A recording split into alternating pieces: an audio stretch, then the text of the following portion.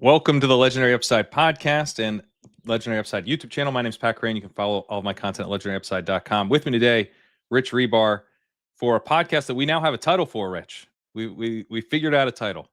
It took us 2 weeks. We did it. We did it with some help from the listeners as well. We got a ton of submissions. Thank you to everyone who submitted. We ended up going with something that's kind of a pivot off of a name that John sent in. Angles and Upside. That's the name of this podcast going forward. Angles and Upside, week 2 preview. Here to talk with Rich about all of the game environments, what we're excited about in week 2 on the Sunday main slate. But Rich, how's it going? It's good. This is like the first workflow week. I assume we get to work ahead in week 1. It's the only time we get to work ahead, and then we're on like the conveyor belt. So theoretically you can work ahead, but I was so swamped with all the first week's so tough because I still have all the best ball stuff still happening, and I'm trying to get drafts in. Yeah. So actually, this week was better for me than week 1.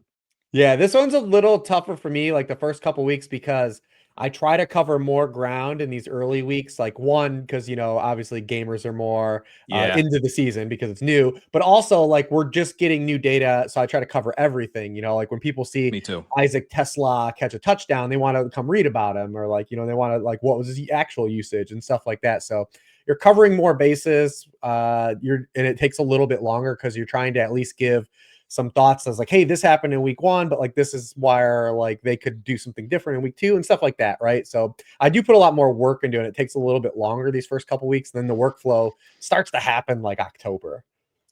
I agree. Yeah, I do too. And you don't have the shorthand yet. Like in 4 or 5 weeks, you're going to be like, there's certain players you can be like, George Pickens is doing his George Pickens thing or whatever. Maybe it's not Pickens, but maybe he's volatile. But whatever it is, we're going to be like, yeah, you know the deal here. Like this is a normal matchup. This is kind of this guy's going to be in his normal role probably. He's a wide receiver too, as usual. That kind of stuff. And we don't have that yet. We're trying to figure out where everyone stands, and then we're also trying to figure out like what these matchups from last week actually told us. Versus what was kind of just weirdness. We were talking right before we hit record that last week we weren't super psyched about the Jets and the Steelers. Not many other people were, and yet that was the game with a ton of points.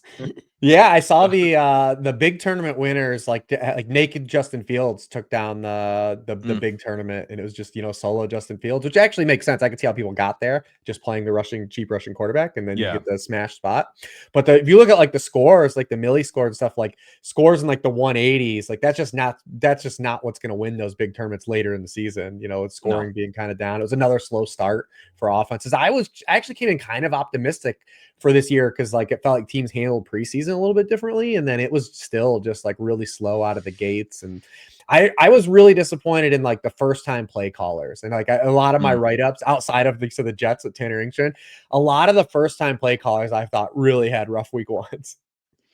Well, let's not let Tanner off the hook too much. I mean, he's playing Isaiah Davis and Braylon Allen. He's got like the most explosive running back by far on either side of the ball, and he's like, "Oh, let's take him off the field a bunch."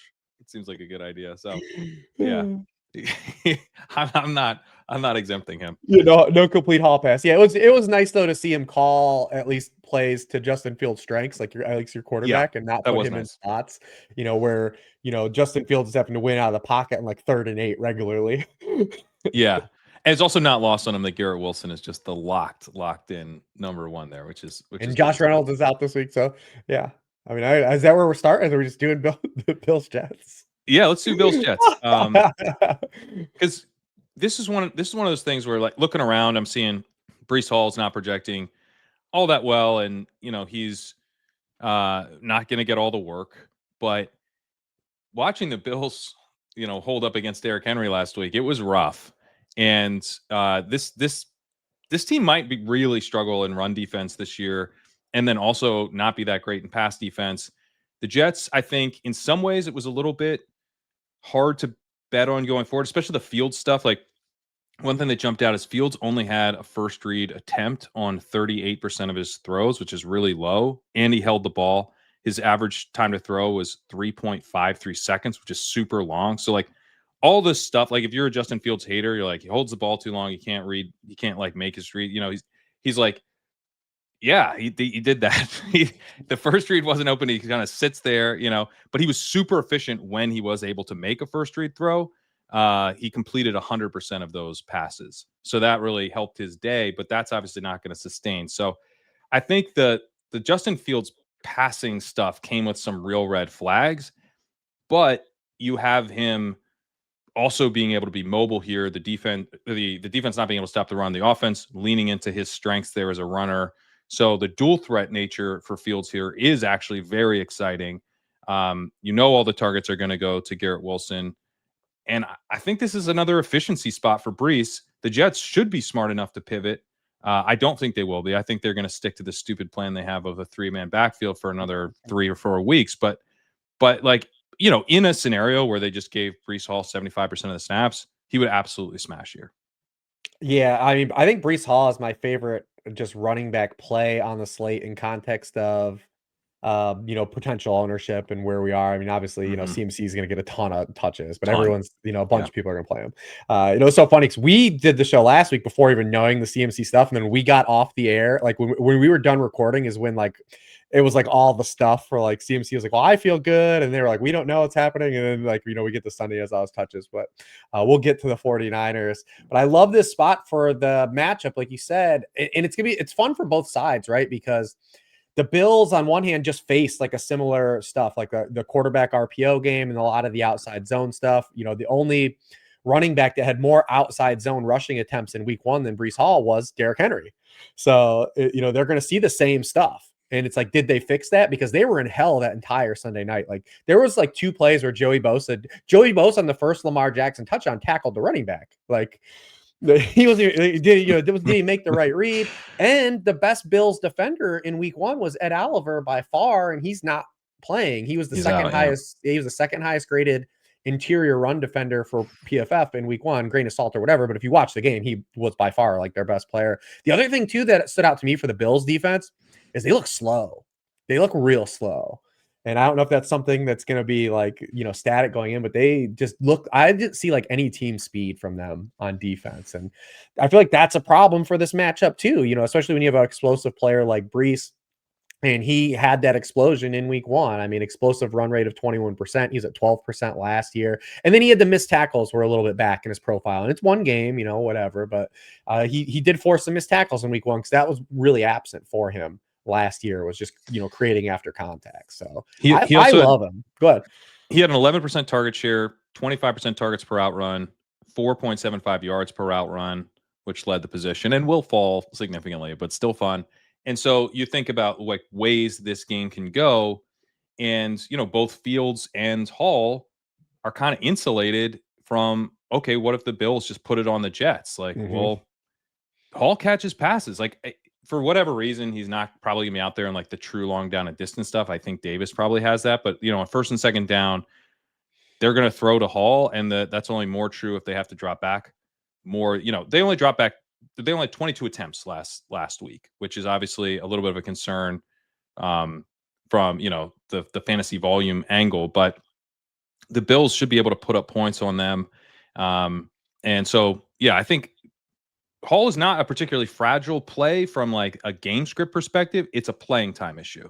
It's what is his playing time? What's the plan for this backfield? And if we have this set up where I think we're going to be in November and December, then I would be talking about how Brees is going to basically get there no matter the script. It's harder to say that he is more fragile because I just don't know what the playing time is ultimately going to be, but the upside is definitely there. And then on the Jets side, like they didn't really get much pressure. They were 28th in quick pressure rate, 25th in pressure rate last week. Obviously Josh Allen looked awesome. Success rate not so great last week. It wasn't bad, but it wasn't amazing. But the EPA numbers were the best of the week, obviously with the comeback win. And so you could see the Bills probably pivoting more to like a run first approach here than they had last week, certainly, but still plenty of opportunity for them to put up points. Yeah, and we have the Aaron Glenn and Steve Wilkes kind of did what we thought they would do. That's what you really like about this particular matchup from both sides. Not even because this game's, I think, really good from a fantasy stance because like the core three players that like I would be looking at would be Josh Allen, Justin Fields, and Breece Hall. And it feels like even if this game doesn't go as hot as like Steelers Jets went last week, all those players could still have like really good fantasy games in a game that was like 23-16. And Yeah. that's what Yeah. I really like about the core plays in this because Aaron Glenn, they were third in man coverage, they blitz at the seventh highest rate. It was all the stuff he did in Detroit.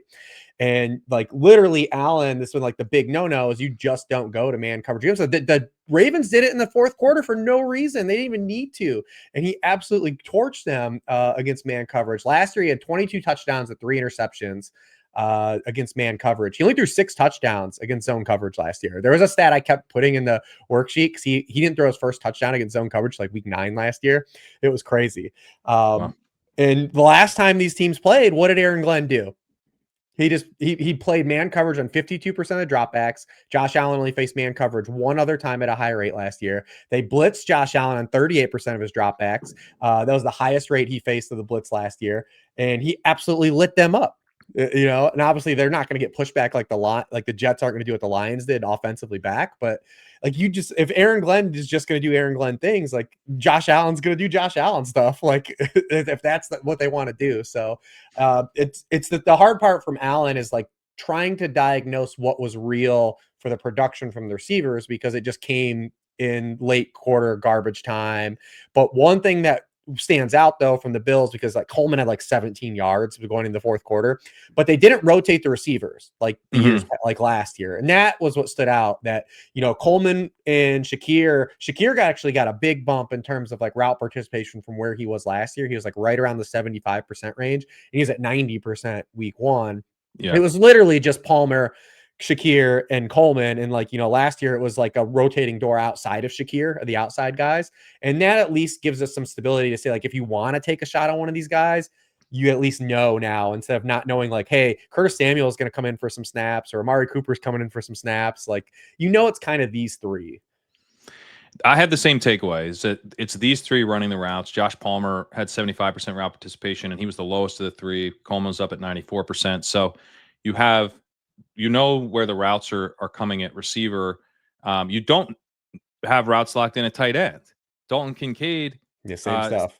60% route participation. Dawson Knox at 43%. Like, that's bleak, man. Like, how have you not taken this job away from Dawson Knox at this point? So that was definitely concerning, but it's good for the receivers if you're going to And they see ran more Dawson 78 Knox. plays. Like you look at, because you Yeah. can easily look at Kincaid's box score and look at the targets, and there'll be a couple spots we talk about like that.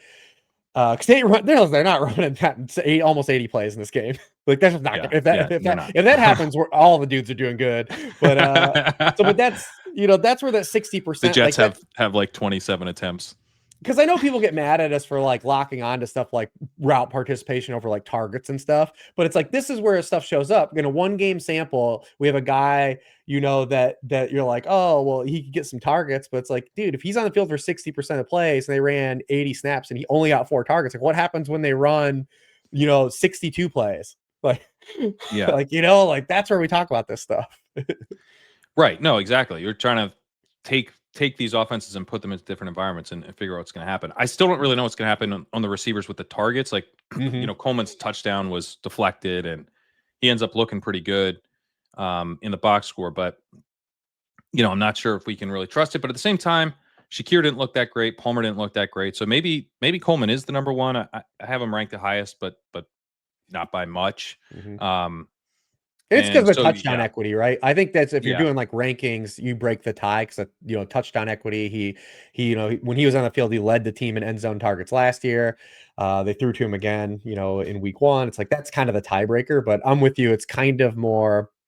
It's more volatile. It's harder to stack, and I think that's why I think you just play Allen by himself if you want. I agree. Any thoughts on James Cook? I did like that he had a little bit of a route bump in week 1. We'd like to see that be static because what hurt him last year was like he took a receiving dip. And we know he's a good pass catcher, He is, so yeah. we want to have like he had that nice. Yeah, I thought he was going to house that 51-yarder that he had in space. So you like that a little bit because we know like he's going to have the touchdown equity too. So Ended up with 75% of the backfield touches, a little bit of an increase last year. Don't know if that was just because, again, they're just trailing and we got to put our number one offense on the field and we're just going to go that route. But definitely still positive. I just feel neutral on him. Like I said, I don't really like nothing hot. The other guy we haven't like talked about a ton yet is Garrett Wilson, and I don't know from like a DFS perspective if I'm going to be playing Mm-hmm. Wilson this week, but I'm trying to get him into lineups. Like if you're in leagues where you're like breaking ties between some good options Yeah. in a redraft league, I'm trying to get Garrett Wilson into the lineups. View him, I think, a little bit higher than some other places because I know they didn't throw much last week, but even though they lost that game, they were playing from ahead for a lot of that game, and it was kind of a very, very like back and forth, like trading punches kind of game. And so they had a minus 19% pass Yeah. rate over expected, which is absurd, right? And that tells you a lot about like where their heads are at. But their expected pass rate was 59%, so it wasn't like they were fighting. That was the 13th lowest of the week. So they were in neutral to positive script. And then they went really heavy, really pushed into the run heavy nature of that. And I expect them to do that in similar setups. What we don't know, though, is like what happens when they have a 65% expected pass rate, a 70% expected pass rate. Like, are they going to fight that? Are they going to kind of be Arthur Smith and refuse to pass no matter what? Or at a certain point, are they willing to drop back to give themselves a chance to win? Because last week's approach like should have won them the game. Xavier Gibson had a fumble. They Yeah. then cut him.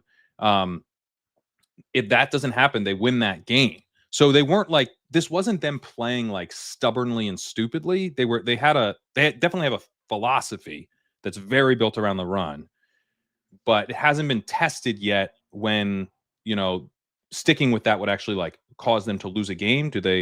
Are they stubborn in that way? And the Lions were both Engstrom and Glenn come from, and Engstrom was there as a passing game coordinator for like 3 years.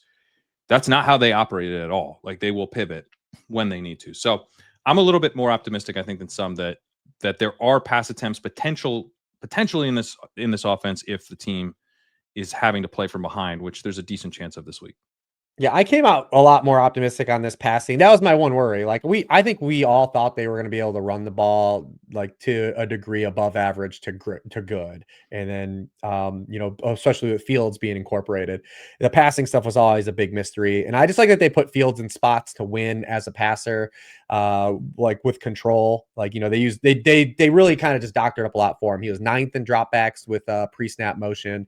They also ties into utilization for Garrett Wilson and getting Garrett Wilson more favorable matchups in the slot, which we didn't really see. Well, he was kind of tracking for it last year, and then they made the trade for Devontae Adams, and then just like threw that all off. Rodgers got his boy, then Devontae Adams started playing like pretty almost like exclusively in the slot like 50% of the time, and it kind of roadblocked Garrett Wilson to where he didn't have access to as many of those targets that are like more smoothing types, or just come with a higher success rate. And we saw that like he was in the slot a lot, last year or last week, 37% of the time.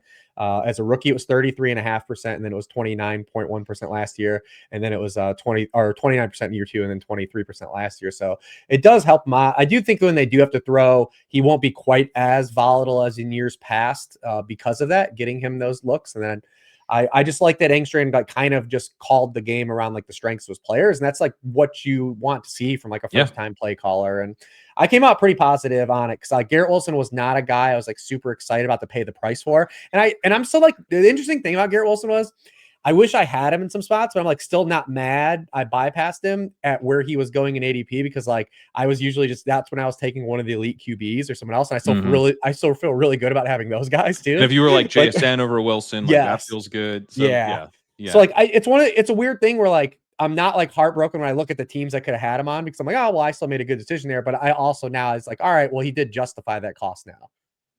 He was also falling to the late 4th at the end of drafts, which was just I was kind of like, what's happening? So I've got stuff where it's like Garrett Wilson in the late 4th, Brees in the early 5th, and then Fields. So those teams feel very, very fun. But yeah, you're right. At the original price on Wilson, he looks good. Maybe not going to lap anybody though. Giants at Cowboys. Want to hit this game next because this was where I had the cover boy CeeDee Lamb of the walkthrough this week. The thing that jumped out to me here, first of all, I mean, you have an offense where Dak Prescott was attempting first reads at a 60% rate, which is pretty high, but he wasn't completing them at a very high rate. But so you get a sense though of like what the offense is trying to do. Like this is one of the spots where I feel like we did get a pretty clear picture of like the way the Cowboys are designed. And it was an aggressive downfield passing attack, 18% deep pass rate. Prescott's average throw traveled 1 yard past the first down sticks, which is aggressive at a 10.2 ADOT. So they're trying to move the ball fairly deep downfield. And then you also have CeeDee Lamb really having a huge gap between him and George Pickens. 31% first read target rate, 41% targets per route run. Pickens was at 9% and 12%, 41% target share for Lamb to 13% for Pickens. Like obviously that level of gap isn't going to sustain, but this isn't a game where Lamb had a 44% double coverage rate, which is really, really high. So they were trying to take him away and it just didn't happen. So a very, very clear signal that like this offense is built around getting CeeDee Lamb the ball, which wasn't necessarily something we knew for sure headed into the year with Pickens joining. We knew Lamb was going to be the one, but is he like a 1A or is he like a Puka level 1? And I think he might be kind of a Puka level 1 or at least close. And that's pretty damn exciting given how talented he is and given this matchup with the Giants where their secondary looks very, very beatable. Pass rush was okay. Abdul Carter had a solid debut, but I don't think they have like an elite pass rush. Poor secondary, vulnerable pass defense overall. Cowboys, obviously, the running game with high success rate. Javonte got in the end zone and everything, but they're not going to be able to like lean on the run as the engine of the offense. It's going to have to be Dak, and he should have a lot of success here, I think, flowing through Lamb. So very, very excited about this being a spike week for CeeDee Lamb.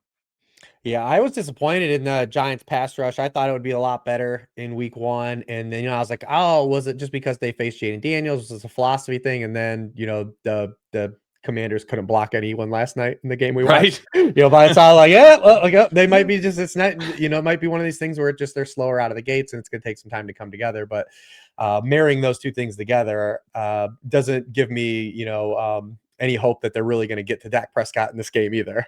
Right. And I like structurally, like a lot of the stuff Brian Schottenheimer did, and Clayton Adams did in kind of their first game. So I think they're going to be in a really good spot offensively here. Like I expect them to get some stuff to Pickens, but yeah, I mean, I always thought it was going to be Lamb. Lamb, I thought was like at the end of the year when McGarry got injured, I thought Lamb was like kind of the clear 102.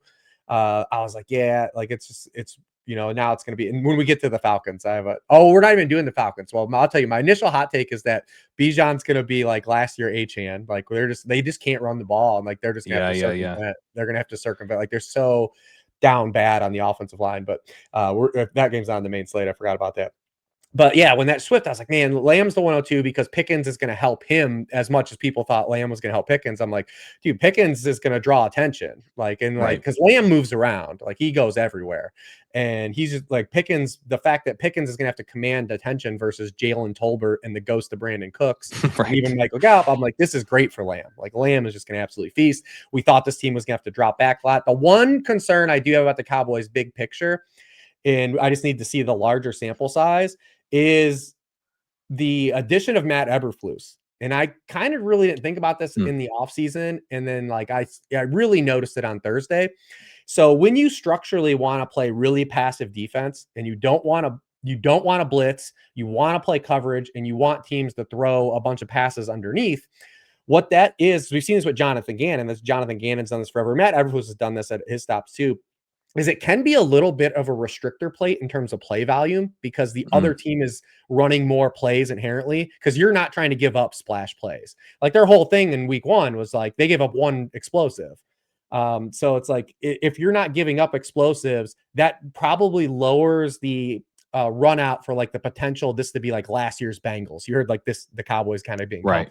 They could be last year's Bengals, Lamb is Chase, the same thing. But if Matt Eberflus is going to run like this style of defense, it might kind of slow that outcome down. And that's what we saw in week 1, right? Like the Eagles just had the ball so much and they were able to kind of create some opportunities to win that game. So I think that you're going to look at that and say, like, we had it, we just didn't finish. And then if they're going to play that type of style against the Giants, it's probably going to work again too. Like, because it's going to work. Yeah. they're not going to That's my respect big the concern Giants with the run game. game. Yeah. I think that Go ahead. Russell Wilson's success rate sucked, and it has sucked for a long time. So if you're going to have him play success rate ball, well, he's not that type of guy. Like the NFL, when the meta switched, that's when Russell Wilson went from Hall of Famer to changing teams every year. Yes. Yeah. I mean, he finished last year in success rate. His percentiles were 28th percentile, 10th, 31st, 27th, 26th, 29th, and then last week he was at 17th. So it's just like he's inconsistent. If your game plan is to make Russell Wilson beat you with consistency, you're gonna win. And it sounds like that's what Eberflus is gonna do. That's my concern for this game, is that, we don't get this. This reminds me of, like, when you'd play like AJ Brown, a couple years ago, 3 years ago, and he was like going against the Steelers and he goes nuts. He scores 2 touchdowns in the first half, and then like they're pulling the starters by the third quarter. Like that's it's kind of what I think needs to happen for Lamb. Maybe unless the Giants can push back, but I'm hoping that the Cowboys just put it on the Giants, and then, if Russ craps out, it's after they've already scored a ton of points through the air against the Giants. So, but yeah, the Giants side of this is my concern for the game environment. Yeah, and it already feels like the clock is ticking on Russ. But people will forget, like, his career, like he was going to the Hall of Fame, like absolutely was on the trajectory, like to go to the, and then like two shell. That's when like the shell defense, everything, because Russ is a big game hunter. Like he wants, and he can still throw the deep ball. Like that's his game. But when you have to have, like you said, that consistency where like you're dropping back and just taking what the defense is giving, that's where he just kind of always has faltered, man. And then when the NFL switched, that's when he started to fall apart. Yep. It's a bummer, It is. But you can still, Neighbors still looks pretty solid here. He looks real solid. And he had usage change too, where they moved him a lot more and gave him more diverse. It didn't show up in the box score, but he moved around a lot more in week 1. It was just the same stuff, the offensive attachment and the quarterback play. But 33% target share, 68% air yard share. Like he's still the entire offense. Wandale didn't really do anything. He had a 30% target share, but 1.49 yards per out run. They did the same thing. They did this last year. So Wandale Robinson led the NFL in third down target share last year, like criminal activity. And then week 1, in week 1, he had 55% of the third down targets. Oh, like, God. What are we doing? He's a third down back, Rich. Yeah, he is the satellite back. He's Dario Gumawala. But no Deron Bland for the Cowboys. Maybe that opens some stuff up for Neighbors for, like, because I think he's in the GPP play. If you think like the Cowboys route them, or at least are scoring points, like you were thinking a high number of dropbacks, and then Neighbors has a shot to stack a lot of targets here, and then you just let the volume kind of take control. So I think Neighbors is definitely going to be on my tournament radar. I think he's in play for sure. Yeah. It's scary, but you talk about, like, if they're just going to have these guys rack up a bunch of underneath receptions. I mean, they did take away AJ Brown last week, but I think Neighbors will be a little bit harder to take away. He plays no slot snaps. Yeah, because they're going to move him around, and because like the Eagles are kind of happy enough. If you're gonna make them run the ball, they're like, okay, we'll do that. Like, we're really good at that. But I think the Giants, they just have to pass more, and they'll be down. Any games you want to highlight? No, we can just keep moving, kind of down the list. What's next on the list here? I don't know what order. Jaguars Bengals. Yeah, that sounds good to me. I'll kick this one to you first. Yeah, and same thing here. And I know it was like a lot of the takeaway, people be like, week 1 Bengals, Browns versus Bengals. Like we have this corollary of these things that line up. Like the Bengals have struggled against Jim Schwartz. They struggled in week 1. They did it again. But this is very similar to what I talked about the Cowboys. One thing I want to see, particularly in this matchup, as opposed to what we talked about with the Giants, because we just have no faith in the Giants, regardless of what your defensive approach is. Al Golden in his first game did something very similar. than we that we saw with Matt Eberflus. I mean, they blitz at the league's lowest rate. His plan was Browns, we're going to make you try to beat us with a bunch of paper cuts, and eventually you'll beat yourself. And guess what? The Browns did. Browns eventually did. 2 drops that turned into interceptions, a bunch of missed field goals, had a chance to win that game. But similarly to like the Cowboys, the Bengals ended up not running a lot of plays, not only because they weren't efficient on offense, but because they couldn't get off the field. They got 9 third down conversions. They got 2 fourth down conversions as well. And we saw proof of concept from Liam Cohen in the first half of last week's game, while it was a competitive game, that that's what they want to do. They just want to throw short passes, like in the structure of the offense. So I'm very curious to see if like Al Golden brings that same approach and he wants to play real passive, because with the Bengals, we want them giving up explosives. Like we want the defense to give up explosives. So in turn, the offense gets the ball and they can create explosives, and then we're off to the races. But if they're going to just let Trevor Lawrence complete a bunch of 5-yard passes, I think Liam Cohen's okay with that. Like in the first half of that game, while that was a competitive game, Trevor Lawrence averaged 4.1 air yards per pass attempt. He got the ball out in 2.4 seconds. He was 14 of 19 passing in that game. And the Jaguars had a 60% dropback rate. And then they were up 20-3 at the half. They don't really throw as much, but when they do throw, they're letting Trevor Lawrence kind of air it out a little bit. He averaged 12 air yards per pass in the second half. He goes 5 of 12. He's a 33% inaccurate target rate, and it looks kind of like old Trevor Lawrence, right? And so I'm very curious to see like how this game plays out, how it's called by Al Golden, because I know a lot of people are going to be looking at this game as the highest total of the week. But if the Bengals have the same approach, I feel like that's going to play into the hands of stylistically what the Jaguars want to do. And I don't believe this Bengals run defense will be as good as it was last week against this opponent. Yeah. I think the Brian Thomas stuff is interesting here. I mean, he had a yards per target of 1.6. And that'll kill any And we outing. were both like dialed Big in. time. And we were thinking, Brian Thomas is going to be like the wide receiver 2 this week, basically consensus. That didn't happen because he had the bad week last week. He did thankfully score a touchdown on a handoff, but the receiving day was awful. But if you look at he had 100% route participation, 21% targets per out run, 18% first read target rate, like everything was there, 25% target share. That he just didn't convert on his targets. It's a And his great coach player. talked about it. Yeah. I think he'll be fine. And so I'm excited about him. But Hunter, they're talking about him playing more defense this week. I don't know if that means he'll be playing like a lot less offense. I thought like, they win, but not a particularly impressive showing from the Jaguars last week in terms of offense. And now you're playing the Bengals. I would be pretty surprised if Travis Hunter is like in a severely reduced role. And his route participation was good, 82%. Like if he's at 75% route participation this week, he's going to get a high targets per out run again. He was at 30% last week. He really fits with the underneath stuff. So I like the Jaguars passing game here for sure. The Bengals defense looks okay on paper coming off a matchup with the Browns, but probably not very good. So There's and a the couple Jaguars of those, defense, right? Like there was a couple of those defenses in week 1 that had better showings than I think they were going to think like several weeks from now. And with sample builds out, we're like, yeah, that was a bad defense. the Jaguars is one of them, right? They look really good. They're second in passing DVOA right now. Like not after this week. Not after this week. Yeah, So no. I did like some of the stuff they did up front, which I think could be a problem in this game too. I thought Anthony Campanile did a really good job with like a lot of different stunts and twists.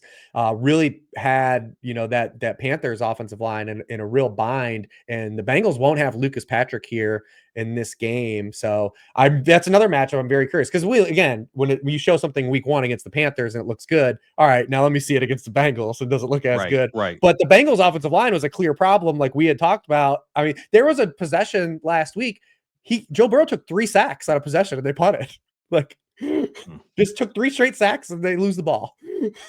Yeah.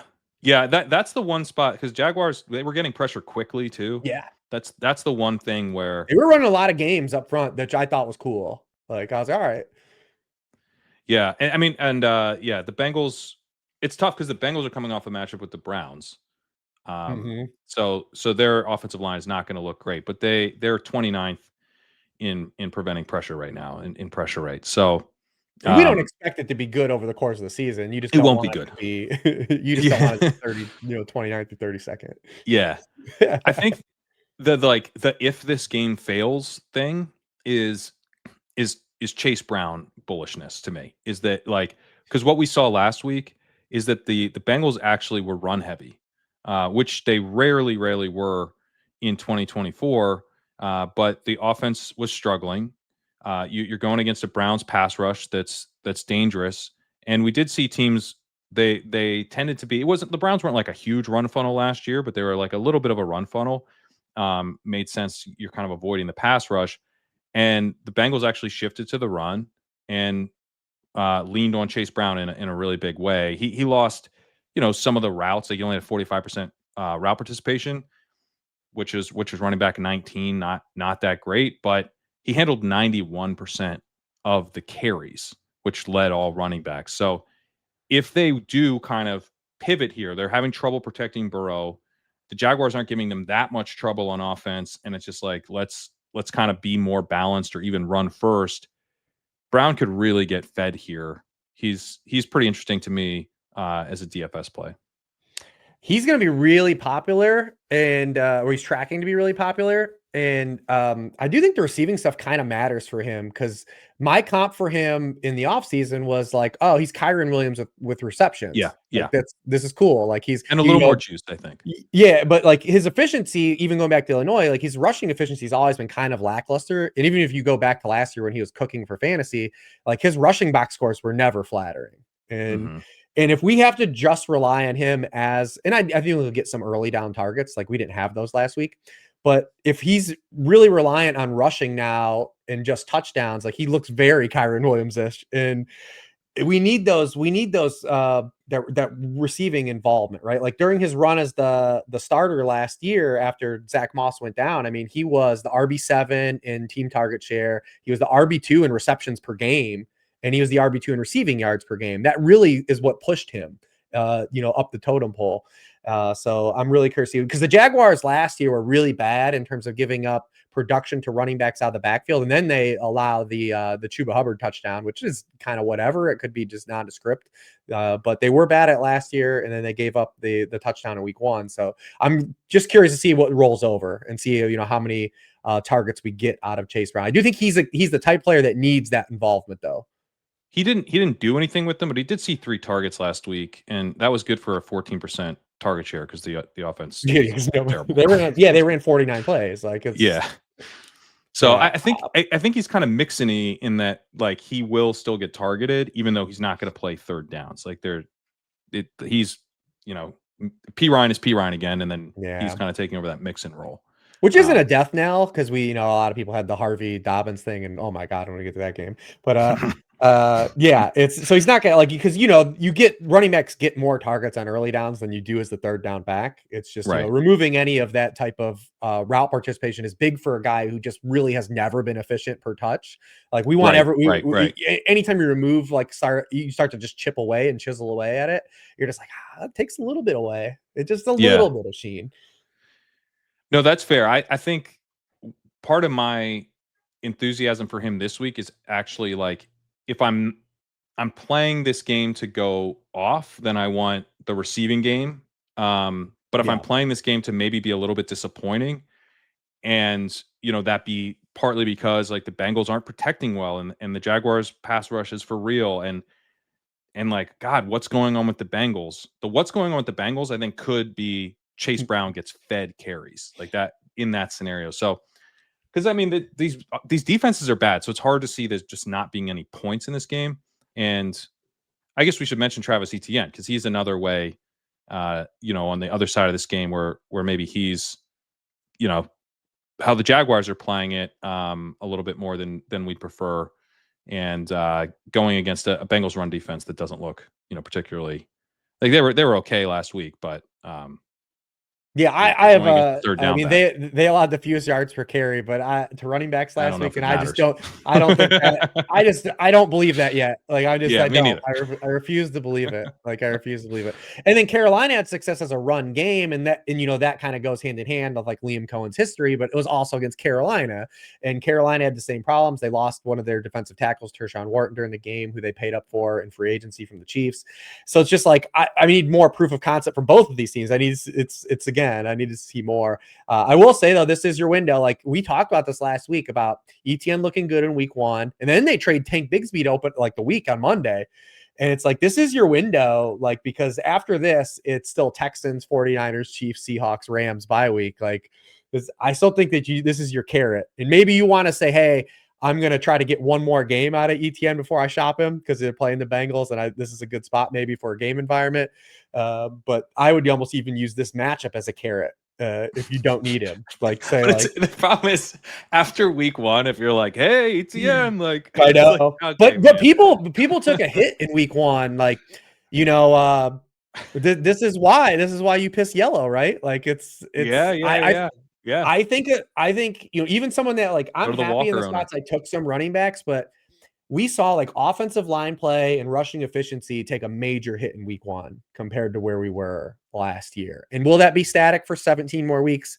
I don't know, but like it's one of those things you have to be worried about. So there are gamers that definitely that need running backs that need him. For And sure. where ETN was going in drafts, he might have been a luxury pick for some teams. Like you might even wanted to play him last week and benched him because you were like, well, I got these other dudes. Like, Right. so I would love Right. to play him against the Panthers, but I got these other guys. So like there are probably teams that have ETN as an RB3 or an RB4 even.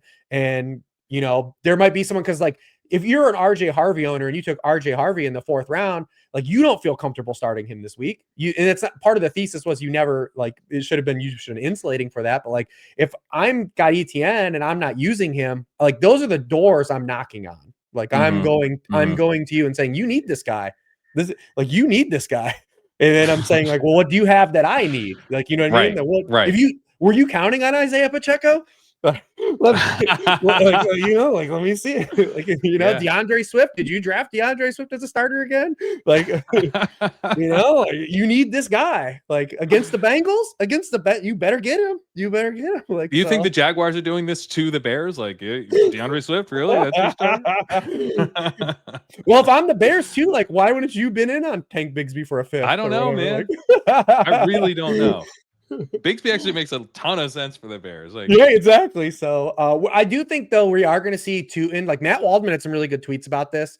That what Tootin even showed on a small sample was encouraging, probably for the Jaguars to be like kind of their power runner. So that's encouraging that he had the door already initially kind of open for us, right? Like for sure. us Tootin gamers like open it up, and like I said, the immediate schedule is not great, but if we think that's going to like lower some of the efficiency for a guy like ETN, that just further widens the opportunity. And then we did see LaQuinn Allen play in some passing stuff. He was very good in pass pro as out of Syracuse. So it was already cool to see him getting those opportunities. I just really think they looked at those two guys and what they showed in their very small samples, and they were like, we're okay with this. I do too. Yeah. But this will be ETN for this week. I like Tootin a Oh, lot. yes. Yeah. On the road, like it's still a build. Like it's still a build up. For sure. And we didn't talk about it, like, because we don't need to, but like this is such a hammer spot for Jamar Chase if we do get the pass game stuff. Like it almost goes unsaid, but yes, it is. It's like it potentially smash spot for Chase, bounce back spot for Burrow, Higgins, Chase here. I'll also note like Noah Fant ran more routes than Mike Gesicki, but Gesicki was getting like more first read stuff, and it's just like just no. This like there is no tight end here until kind of further notice, I would say. Well, they did the same thing they did last year. So the Bengals they did this last year where like Gesicki's kind of like a pseudo 11 person. They play like a 10.5 personnel. And then sometimes they go true 11, and that's when Yosh Vash gets on the field and just exercises. But they did this last year with early in the season when they had Eric All too. Remember when they had Eric All? They were playing the 3 guys, and then Eric All got hurt. And then when Higgins got hurt, Gesicki would always jump up too. But then Eric All got hurt, so they're kind of doing the same thing. I think they all ran double-digit routes because Drew Sample ran double-digit routes too. He just also is like more in there for like the run game when they're doing, like I said, they run like a that pseudo like that. It's like not 11, but it's not it's a technically 12 personnel either. Like it's because of Right. Gesicki. So Right. all three of those guys played though. Yeah, but Gesicki's at 38% route participation. It's like Yeah. it's Oh not. yeah, that's what I mean. Yeah. Yeah, I it's not I ideal. also think if you got hit, you can. It didn't work out fully for us last week. You can go back to Brenton Strange, I think, this week too. I think so too. Yeah, I think so Yeah. too. He led the team in He has a real receiving role. yards, which should never happen, but It should not. that he had 49 yards the first drive and then just kind of ghosted the rest of the way. And I know Hunter Long caught the touchdown, but it was in the same capacity like Noah Fant caught his Mhm. touchdown. And you always have those tight end twos catch those goal line touchdowns. Like You will. Yeah. that's how it works down there. Yeah. Yeah, and he had 70% route participation, which wasn't like ideal, but it's also in that range where you're like, okay, this is enough for you to work with in a good game environment. I think he is in play. And the Bengals started off where we left off last year. They were kind of a tight end target for us. They give up the 10 targets, 10 receptions to tight end. So Speaking of the Bears and DeAndre Swift, let's cover this game next. I kind of want to start on the Lions side, actually. Um, I I feel like I felt like this when I was writing up the walkthrough, and now I feel even more like this after watching the Packers mhm. last night. That the Packers defense is awesome, and their struggles, the Lions struggles against this defense, don't tell us a ton about how they're going to operate this year, especially because Jared Goff, he had a first read attempt on 40% of his throws, which is super low and tells you like in conjunction with Amon-Ra St. Brown seeing 45% double coverage, which is 99th percentile on the week. They were trying to take away this dude's first reads. They succeeded, but he still had an 80% completion percentage. He was getting the ball out very quickly, or sorry, very accurately. Not actually that quickly. He had a 3.09 second to throw. So he was having to hang back and go through his progressions. This is actually why Jahmyr Gibbs got so many targets. Gibbs only Mhm. had a 4% Yeah. first read target rate, but 36% targets per out run. So he's not the first read, but he's getting targeted They were constantly check downs. They were check because downs. they're check downs. Yeah, he was checking down to Jahmyr Gibbs constantly. So, um, that was awesome to see that Gibbs, is firmly in that role. But this is one of those offenses where like we basically didn't see it operate the way it's supposed to in week one. And they get a matchup where they should have a much, much easier time playing like they want to play. Now, part of that is that they're going to shift back to the run. They Yes. passed a ton last week because they were down. It didn't work. They still lost, but the Lions, like I was saying before, like they do play to win, and they will pass when they need to pass. But this week they go up against a Bears defense that looks to have a pretty weak pass rush and wasn't particularly aggressive in double teaming. So I think we're going to see what the Lions actually look like for the first time all season. I expect Amon-Ra St. Brown to bounce back in a big way here. I even expect Jameson Williams to maybe show something. His target numbers were uninspiring last week, but he ran 100% of routes. So they were serious about getting him on the field more.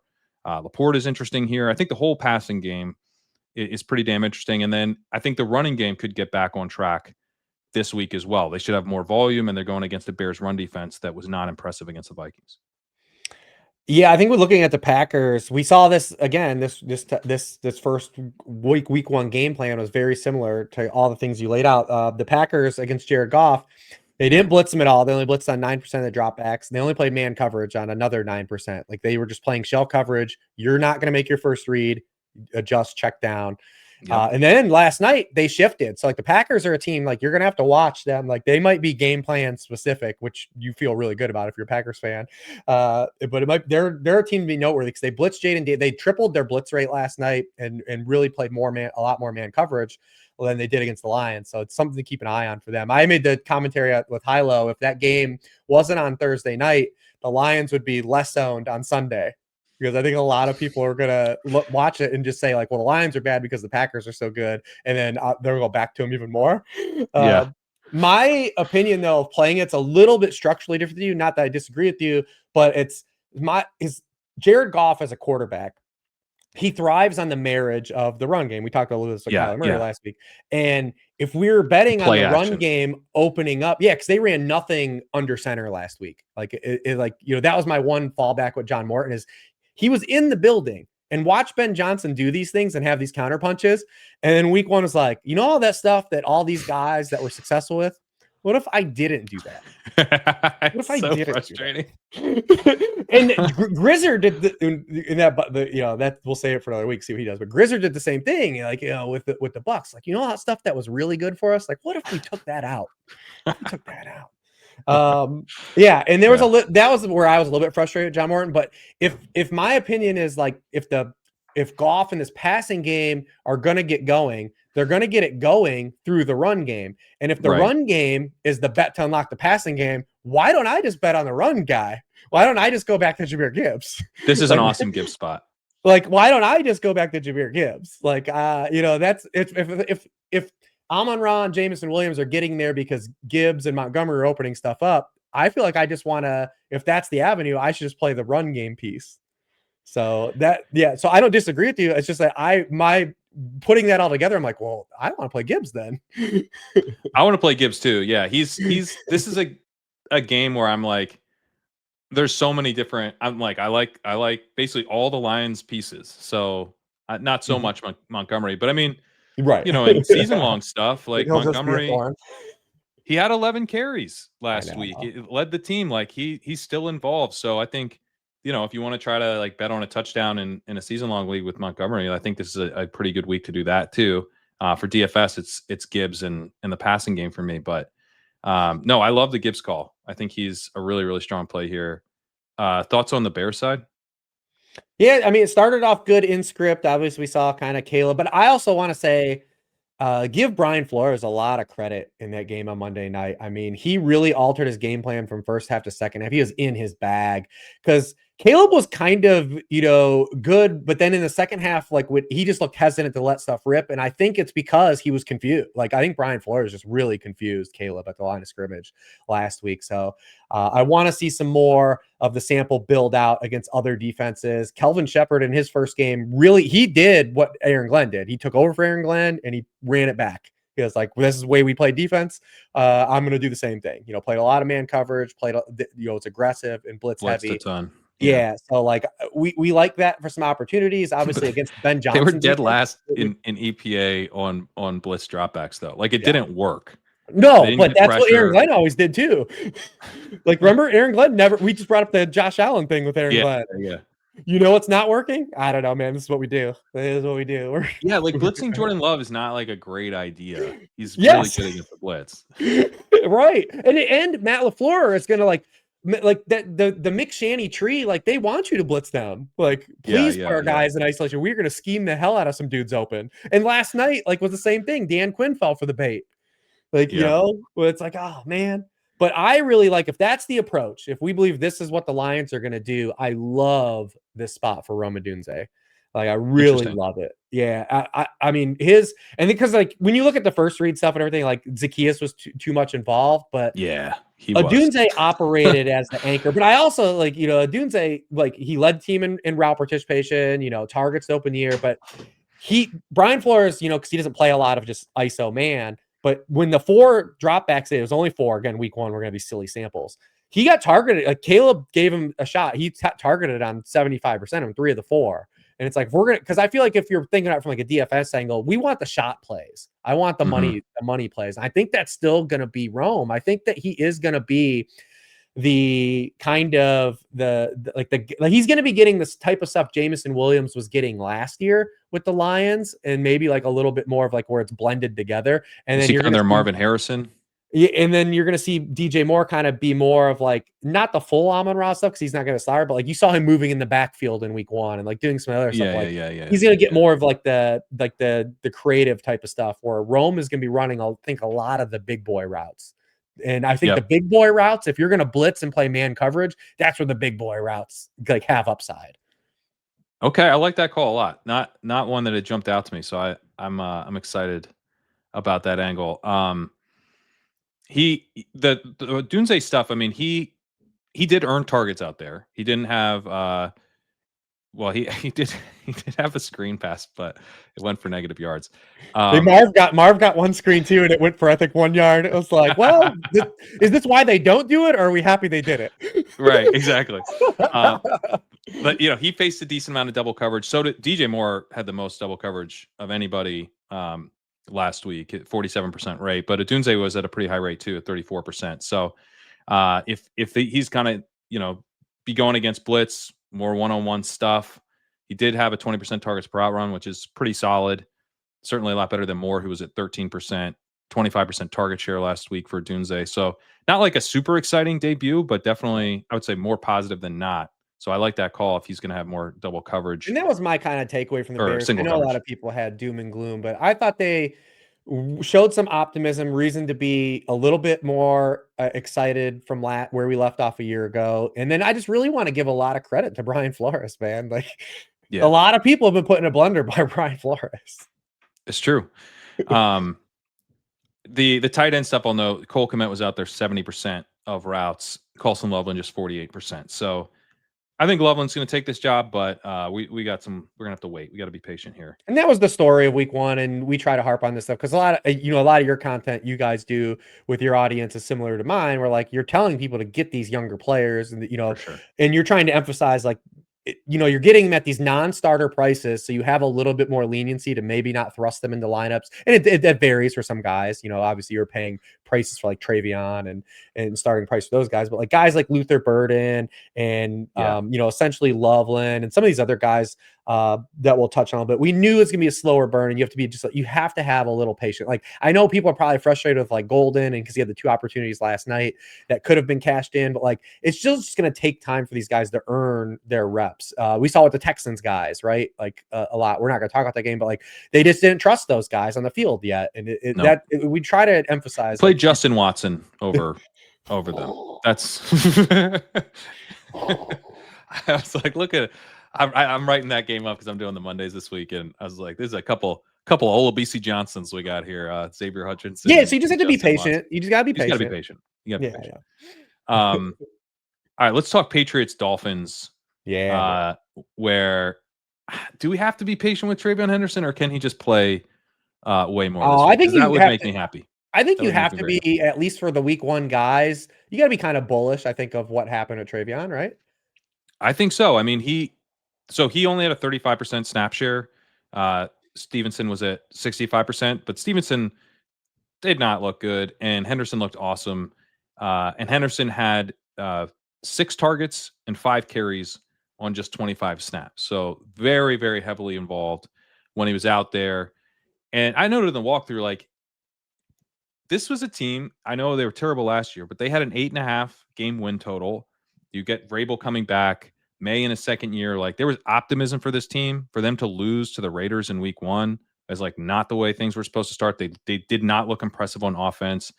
They weren't protecting May well. Like, all this stuff looks concerning. People aren't going to put up with it. I think there could be pretty quick to make some changes. And Travion Henderson getting on the field way more would be like the most obvious change right now. Like, I'm not sure what they do in the receiving game. Like, they don't. Kyle Williams probably isn't ready, and Booty is I guess the number 1, but not a very exciting one. Diggs is probably going to get a little healthier over time, but who knows with him.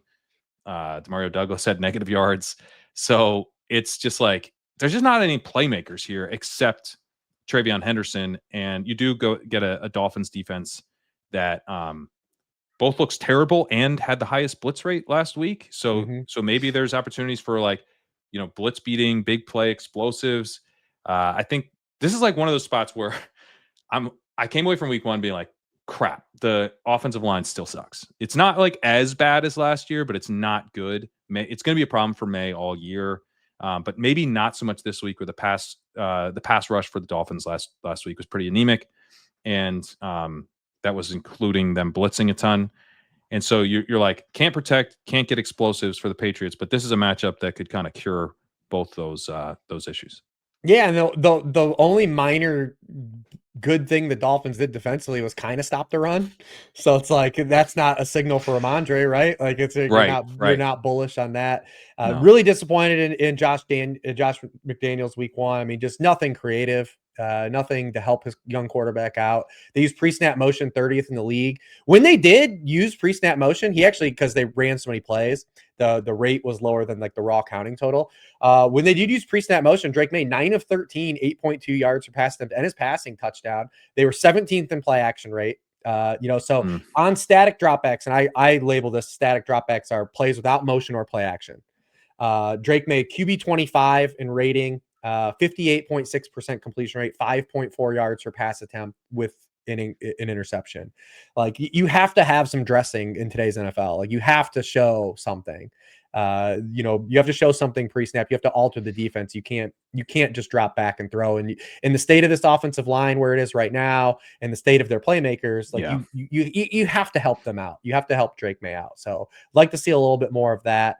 I did come away like looking under the hood because I played Drake May last week and I never got to Booty. And then I was like, well, why didn't I get to Booty against the Raiders? Like I was super down on the Raiders secondary and I was into May.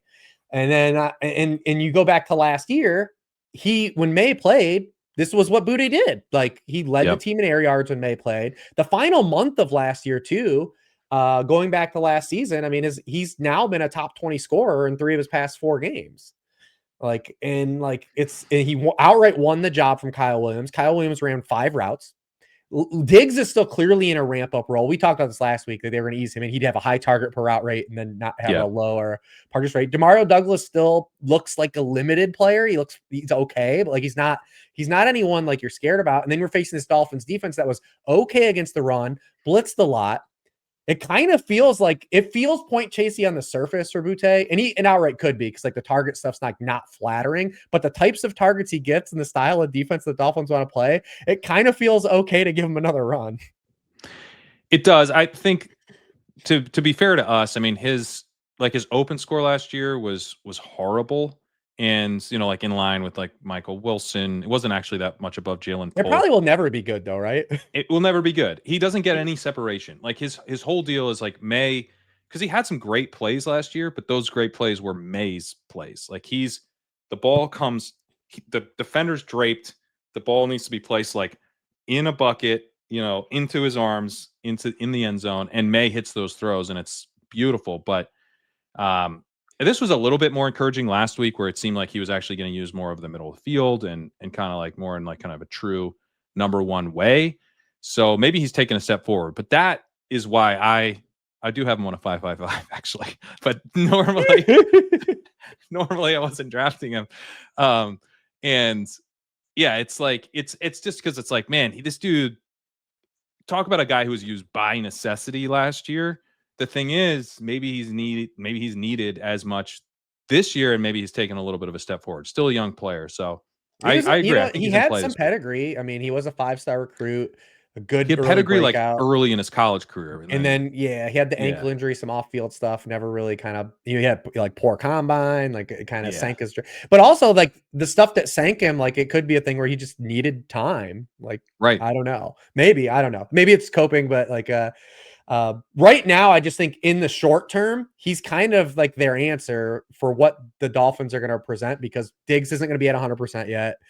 They're not going to put him out there. Like I said, Douglas is okay-ish. Like, you don't really want to run your passing game through him. Like it's kind of like your point on Adunze. Like he's their big boy routes guy. Yeah. And it feels like this is the runway. And okay spot for Henry. I like the angle of doing because May, Booty, and Henry together as a stack, a double is like sub 30% of your salary cap on both sites. And then you can run back something fun. The other side of the ball, because I think a lot of people will get back to May because the Dolphins defense just allowed the Daniel Jones-led offense to score every single possession. Yeah, so I think people will get obvious. back to May. But the Dolphins are the fun thing about this game. So I'll let you kick it off. Well, I'll let you kick it off. You kick this off. You can kick this off. I don't want to kick off the Dolphins. I'm gonna agree with you. I just don't think it's fun. No, yeah, okay, yeah, maybe that's the wrong adjective to place on it. But we talked about last week when we were going into that game. We were like, it's gonna be a completely binary take. Yeah, like when we get to Monday, everyone's gonna have either the Dolphins were really good and everyone says it's okay, or the house is on fire. Yep. And we got one of those too. Yes. I will say, and It's fun because you can tell the people that like read Ben stuff and read mine. Yeah, We kind of had similar takeaways though from the Dolphins. Uh, it wasn't as so bad as it looked. it was not, and I know, and I'm not saying it was good either, but I'm just saying it wasn't as bad as what it looked. And this is just me, just at least presenting. You don't have, you can, because this could be 99% cope, and this all is absolutely on fire, and I think that's probably going to eventually probably play out. But in context of week 2 and flop lag spot like stuff, nobody wants to hear the other side. Like people aren't Yeah, open to it, yeah. right? I guess, and so I at least want to present it and then take away what you will. So Miami has 2 bad possessions to open the game. They turn the ball over immediately on 2 drives. They have an overthrow interception, and they have the strip sack fumble. Immediately they're in a hole. The game is thrown into like a weird state. On their 3rd drive, they actually drive all the way to midfield. They stall it. They have to punt, and that was it. They had 3 possessions in the first half. They're down 20-0 at halftime. The opening drive after halftime, they get all the way to midfield. Tua throws a second interception on the drop in coverage by Latu. Terrible. You can't let anyone named number 97 intercept you everywhere. Like it's against the rules. Like it's against the rules. Never seen it. Big Lou put him in a blender. Didn't see it. So they give up points. So then they're down 23-0. So they go up, but then they drive all the way down the field again. They go all the way to the Indy 30, and because they're down 23, they have a turnover on downs. They have to go for it. They get Now, the ball again. All the way down the field is kind of like, well, you start at the 50 now, so then you go then they go 65 yards for a touchdown in the last drive of the starters. They averaged over 5 yards per play after the first 2 drives. The starters did. And the first team never played again. So it's like again, I'm not trying to say like, hey, this was the old Dolphins. I'm just saying like, there was something here, and especially the underlying metrics, especially for the receivers, like particularly Tyreek Hill.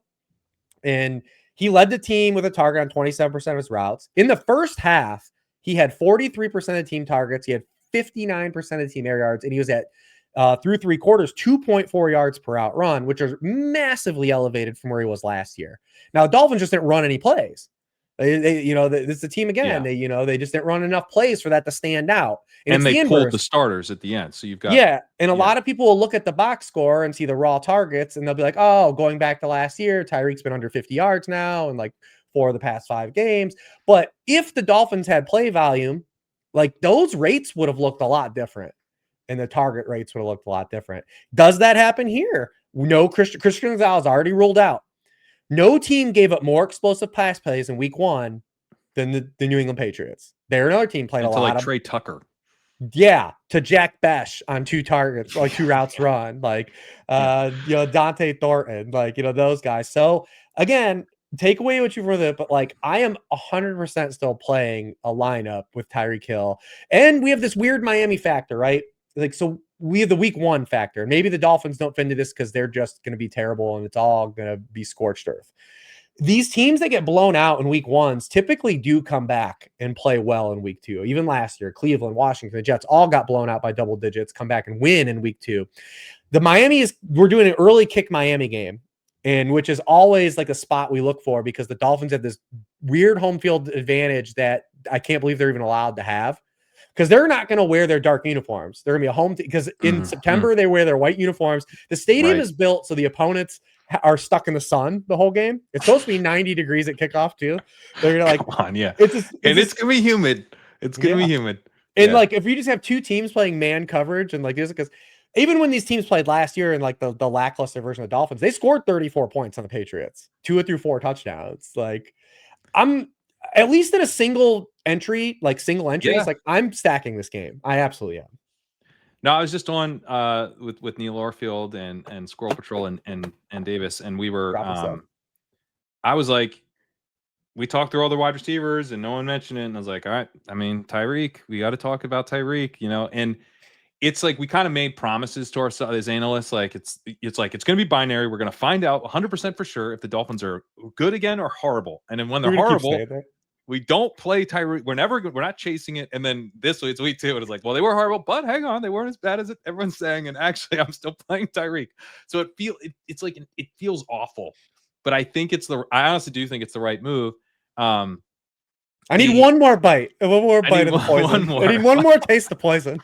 Because the thing, All right, there's sort of two things happening here. If you look at the first read throws for Tua last week, 75% of them, there are only 12 of them, but 75% of them went to Tyreek Hill, Jalen Waddle, or Devon Achane. So And Xavier concentrated. Howard talked about that. Did you see it? No.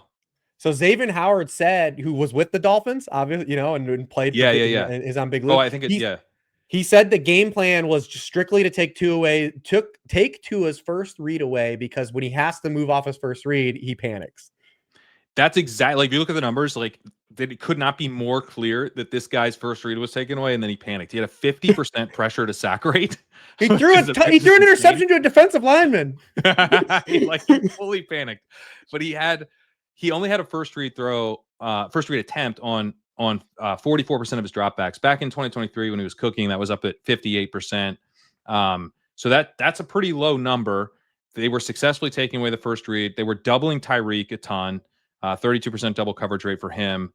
Tyreek still earned targets out there, and it wasn't through screens. So, I think the fact that Tyreek was still getting targeted, even with the first read being taken away, shows he's out there getting open a little bit still, not completely washed.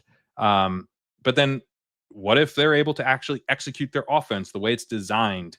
Because Tyreek only had a 9% first read target rate in a game where they couldn't get the first reads, and he was doubled a ton. He was supposed to be the first read, right? Like, when they're taking the first read away, a lot of that was Tyreek. Because Waddle actually had a 19% first read target rate. Like, that part of it seemed to be working okay. So the Colts took away Tyreek Hill. That was a big part of their game plan last week. The Patriots may try to do that. They probably will. They doubled Brock Bowers at a really high rate last week, but that didn't work. And their secondary looks pretty weak with Gonzalez out again. So it's sort of an obvious bounce back spot for this passing game, as gross as it is. I do agree with you. We do have the two injuries. I don't want to tout Tyreek Hill, but here we are. I know. We have the two injuries up front with Austin Jackson being out and James Daniels. So I do think they're struggling to run the ball, and maybe that impacts everything. But we'll probably get back the HN like PPR stuff. I think it's going to be He's going to PPR scam, I think. I don't see, like, he's like not the PPR scam guy though. Like, he's like, by like what we saw at Bijan last week. Like, I don't label that the PPR scam. Like, the sucky running game with a good receiving game isn't always a PPR scam. It's sometimes just that, like what Achane did last year. Like, he's good. When they used him, they used him on like actual routes and like doing concepts. Like last week with Gibbs ran the PPR scam last week. The check, like, just sacked a bunch of check downs, and like we got out of here with like life. Like, we got our 10 PPR points. But I do think we're going to see with James Daniels now being placed on IR and Austin Jackson not playing, them kind of do a little bit of that stuff with Achane last week, because there still was no tight end in this offense, and we're not replacing that. So that's the other element to that. It came out still like optimistic with these receivers. Still is like there was still no Jonnu pivot.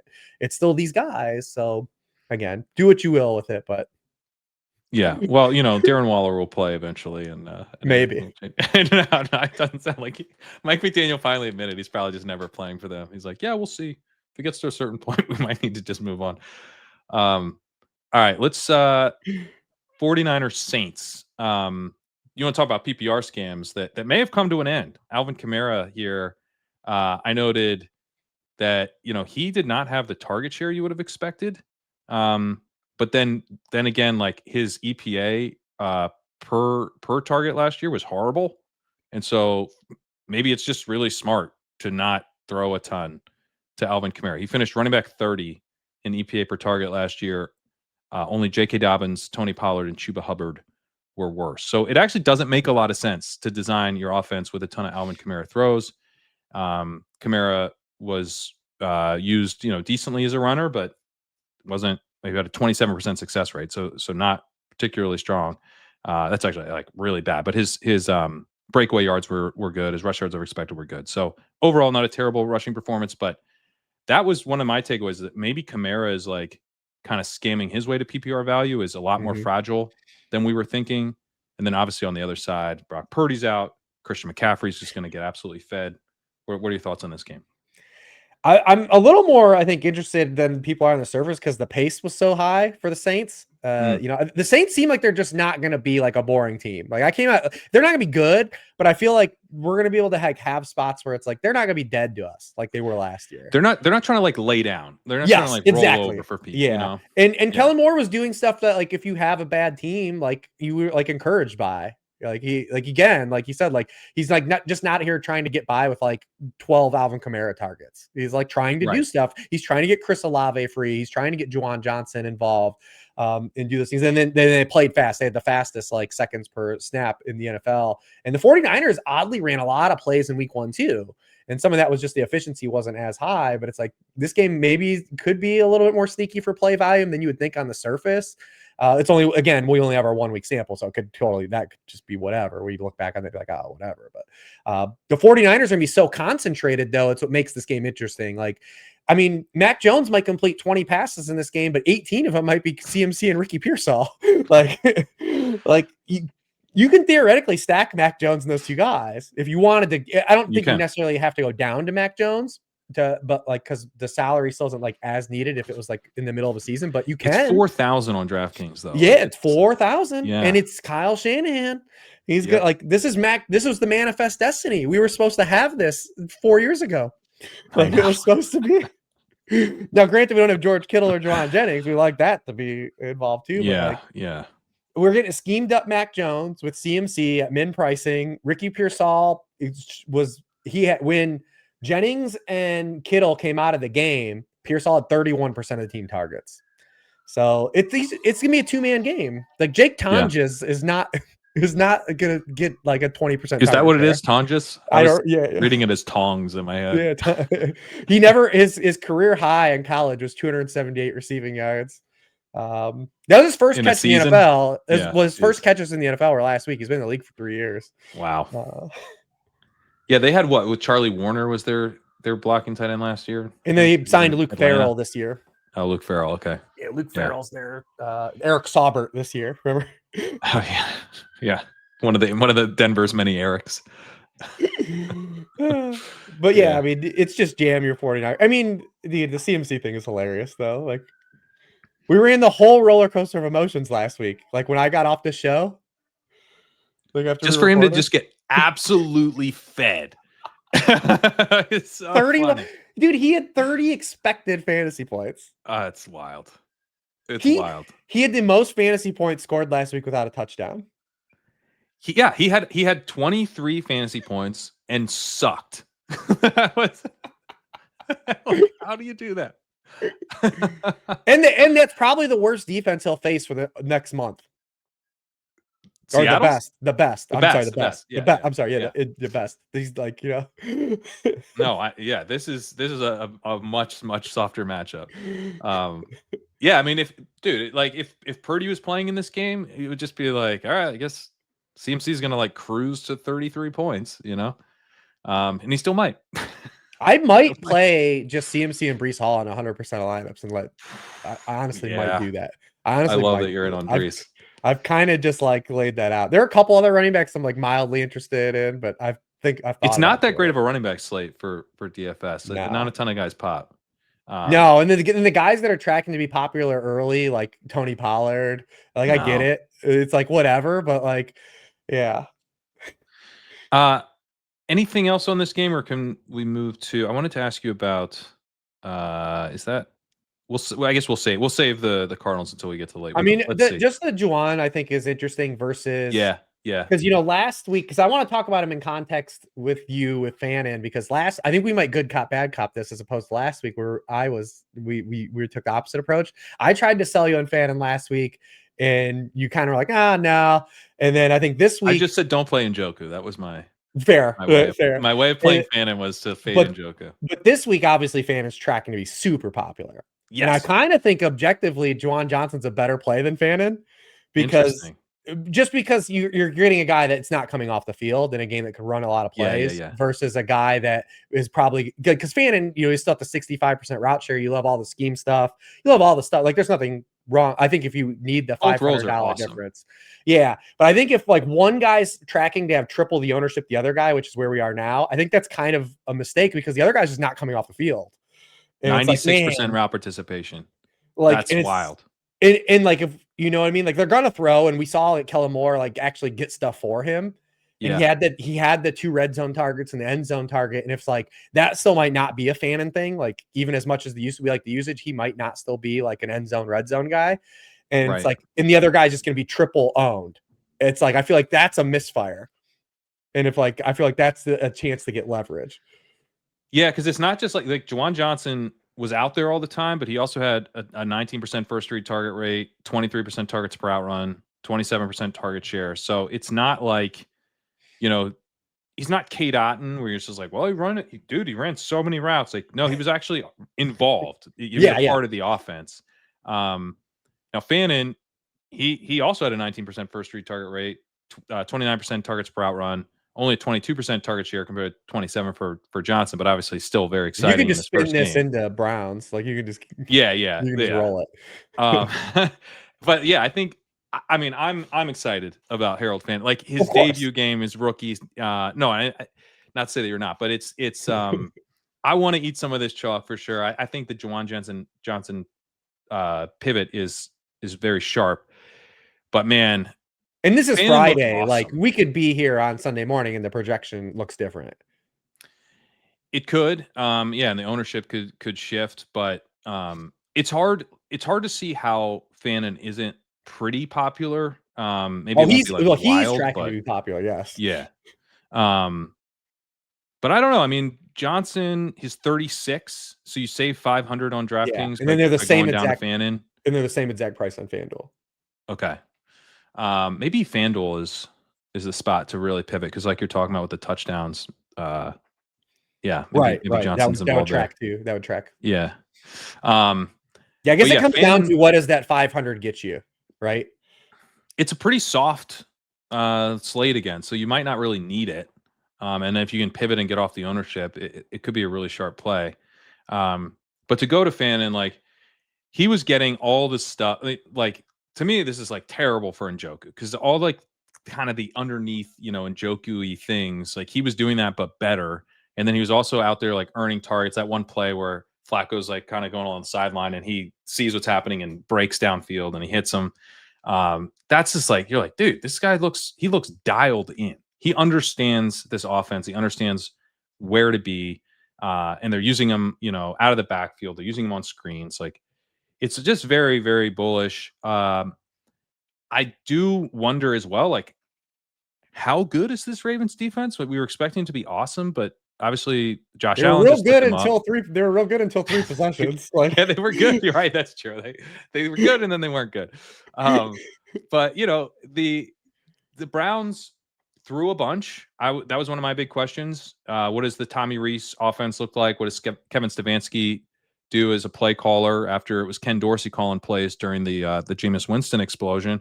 But they were pass heavy. They leaned into a game that called for passing. They had a 70% pass rate on a 65% expected pass rate. So that's pretty exciting. It's not going to be Ken Dorsey level where they're just chucking it constantly, but this isn't a team that's like overly focused on trying to establish it. I think they kind of understand who they are. And this matchup is going to put them in a spot where they need to drop back. So there should be volume. And then Fannin is like the type of dude where I'm not really expecting like he's kind of in this sweet spot, I think, where he's both going to be like a key part of what the Browns are trying to accomplish, but I'm not sure that the Ravens are going to try to take that away because it's more like underneath kind of outlet stuff. It's not like he's a good yak player, but it's not like big explosives that you got to like rob the opposing offense of. So yeah. he's kind of a perfect bet on passing volume type of play, and there should be that this week. Yeah, and then what happened with him and Sampson, definitely tied into what we talked about with Al Golden, like his structurally like way he Yep. played the Browns, and that's why those guys are so involved too. The one thing that I do want to call out for those two players, Fannin and Sampson specifically, is the raw target stuff. Is again the 1 game sample is the Browns ran 22 more plays than the Bengals did.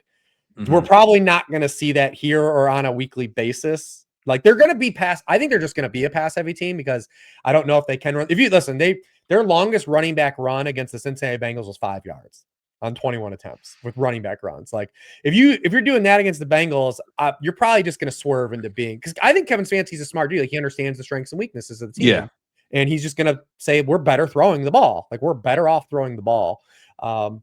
But Do you I think also they have don't think Judkins here? Because that would maybe change things a little bit. there's rumor he was practicing today. We'll see if he's up. I think it's gonna be a small if he does play. It's because remember he hasn't done anything. Like he hasn't even Right. been with the team. Like he Since like the just like spring. so. Yeah. I mean, granted, your Rocket Sanders run out for the touchdown isn't going to happen again. But if you're chasing that, no one is chasing that. But to bring that back is I don't think that they're going to have run 22 more plays than the Ravens. I just don't think they're going to because the Ravens look like an absolute freaking Death Star again. They do. Like these guys, man. Like even no Likely, no Ricard, like they shift. It doesn't even matter, man. Like these dudes, like. And like so, I just don't think the Browns are going to like get in and off the field like they did against the Bengals, and then just have like these long possessions, pick up these third downs, right? Because again, they had the most third down conversions in the league in week 1, and they had 2 fourth down conversions. Like they kept having the ball and converting. That probably doesn't happen here to the degree it did in week 1, and that's just where I would say be hesitant on looking at those target counts that Sampson and Fannin had and saying, hey, if they get down to like say 65 plays, or like that's where the participation stuff shows up. And it maybe isn't as quite as a raw target run out that you have. But I do believe they're going to be pass heavy because I just think that's who they're going to be. I think so too. Unless Judkins kind of gets up to a full in future weeks, gets up to full speed and brings a downhill element to the run game that they can lean on. But they're not going to force it. They've got Jerome Ford and Dylan Sampson. And Sampson was awesome as a receiver, but he had a 27% success rate, which is quite bad.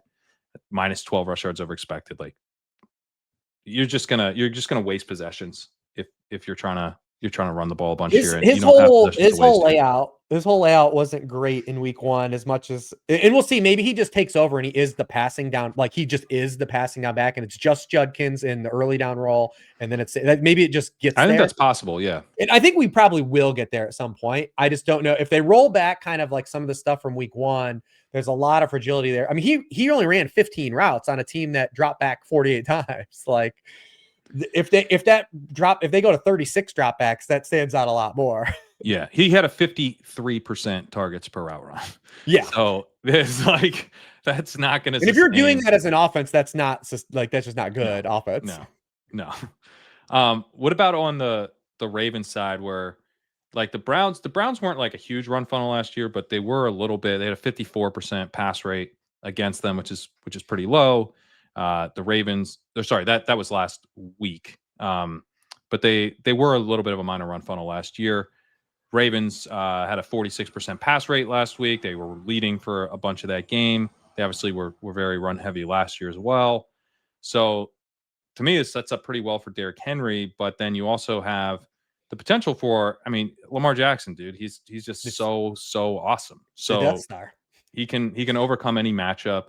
I don't think this is like an extremely tough matchup. Good pass rush, but the Browns defense isn't like something that you have to fear as the Ravens. So Lamar could obviously go off. Squirrel Patrol is saying that this is his favorite stack, really. Lamar's favorite quarterback for sure. And then he likes Zay Flowers here a lot too. I mean, Flowers, this was maybe like if we look back, if Flowers is the league winner, we're going to look back on week 1 as being like, yep, he came out right away and had a 50% target share and had 6.5 yards per route run. And we all got distracted by, JSN in a small sample. And, why weren't we more excited about the guy with maybe the best quarterback in football? He's been a good player. Right? But maybe now he's taken a step in his 3rd year, which is, something players do all the time. Yeah, I mean, my hesitancy with Flowers at kind of ADP was just always that I was like, oh, I know this dude's a good player. He's shown he's a good player. It was just like kind of like with Garrett Wilson, it's like the volume stuff, right? It's just like, man, he's going around these guys that I know are just going to probably run 100 more routes than him, and have a shot to get 35 or 40 more targets than him. And he's never been utilized near the end zone either to this point in his career. And he, to be fair, he wasn't in week 1 either. So it's like maybe we still have that run out. But this particular matchup, he's one of the guys that popped in week 1 because usually week 2 DFS or week 2 in general for like prop betting or anything is the over and under reaction to what happened in week 1. I don't want to underreact to Zay Flowers week 1 though, because of one, we're still not going to have Likely or Ricard probably. So they're going to be a little more open to playing more 3 wide receiver stuff and throwing the ball. And then you have the structural defense of what the Browns want to do against the Ravens playing out to what Zay Flowers is good at. I mean, we saw this last year in the 2 Jim Schwartz games. They blitzed Lamar Jackson 34 and 36% of the time. He wasn't even particularly good in either game against Jim Schwartz either. He only completed 55.7% of his passes for 72 yards per pass attempt, but he still had over 20 fantasy points in each game because he's Lamar Jackson. Like, Lamar Jackson. So he got there, but remember the second matchup is the game Flowers got hurt, the week 18 game, and he wasn't available for the playoff game. But the first time these teams played, even with Denzel Ward, he had 53% of the team air yards, 34% of the team targets. He had 12 targets in that game and went over for 100 yards. When the Ravens play these like man coverage type teams, like they're usually big signals for Zay. So he's a guy I still want to go back to, even though like people might be like, oh, this is chasing the points for a guy that's not like, a team that might not throw a lot. Everything still kind of lines up for him to come back with no Likely, the Browns being aggressive. It makes a lot of sense to go back to him.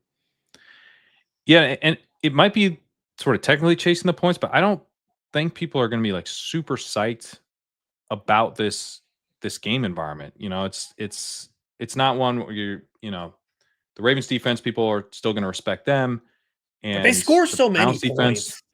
right? Like the Ravens score so many points and it's like their defensive metrics probably will never look as good as their actual defense is. Right. Right. But I mean, isn't that where you want to chase the points? Where yes, no, like, yes. Yeah. So yeah, I'm with, and I think on the Brown side, like even because like I still think you could even talk yourself into saying like, yes, this could be a 300-yard Joe Flacco game still. Like totally, it could be like, is there like the drop back? They're gonna have to throw. They're not running on the Ravens. If you couldn't run on the Bengals, you're not running on the Ravens. Like, yeah. Like Tillman, like these guys are kind of in play again. Yeah, I like that. I like that call. Let's go to, let's see, what haven't we done? I think there's one more early game. Rams Titans we need to do. Rams Titans, and we still need to do Seahawks Steelers as well. Yeah. The Titans passing offense did not look good. We knew it would be bad. We knew it would be bad. They were going against the Broncos on the road, but was still horrible.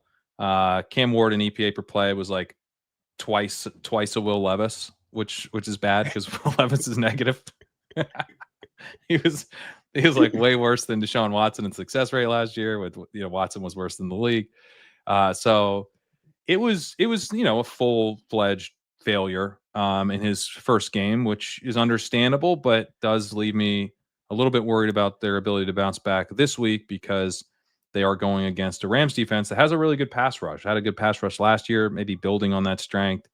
I think this is going to be another difficult matchup. Not as difficult, but yeah, I'm not super excited about the Titans' ability to bounce back. Calvin Ridley wasn't really getting open last week, which, tough matchup for him, but they were feeding Alec Iaminer. I can never say his name. Alec Iaminer. I say it different every time, I feel like. Yeah, I say it different every time. That's why I'm like, as I'm saying, I'm like, how will I say it? Why now? are there so many vowels in this name? I don't know how to say it.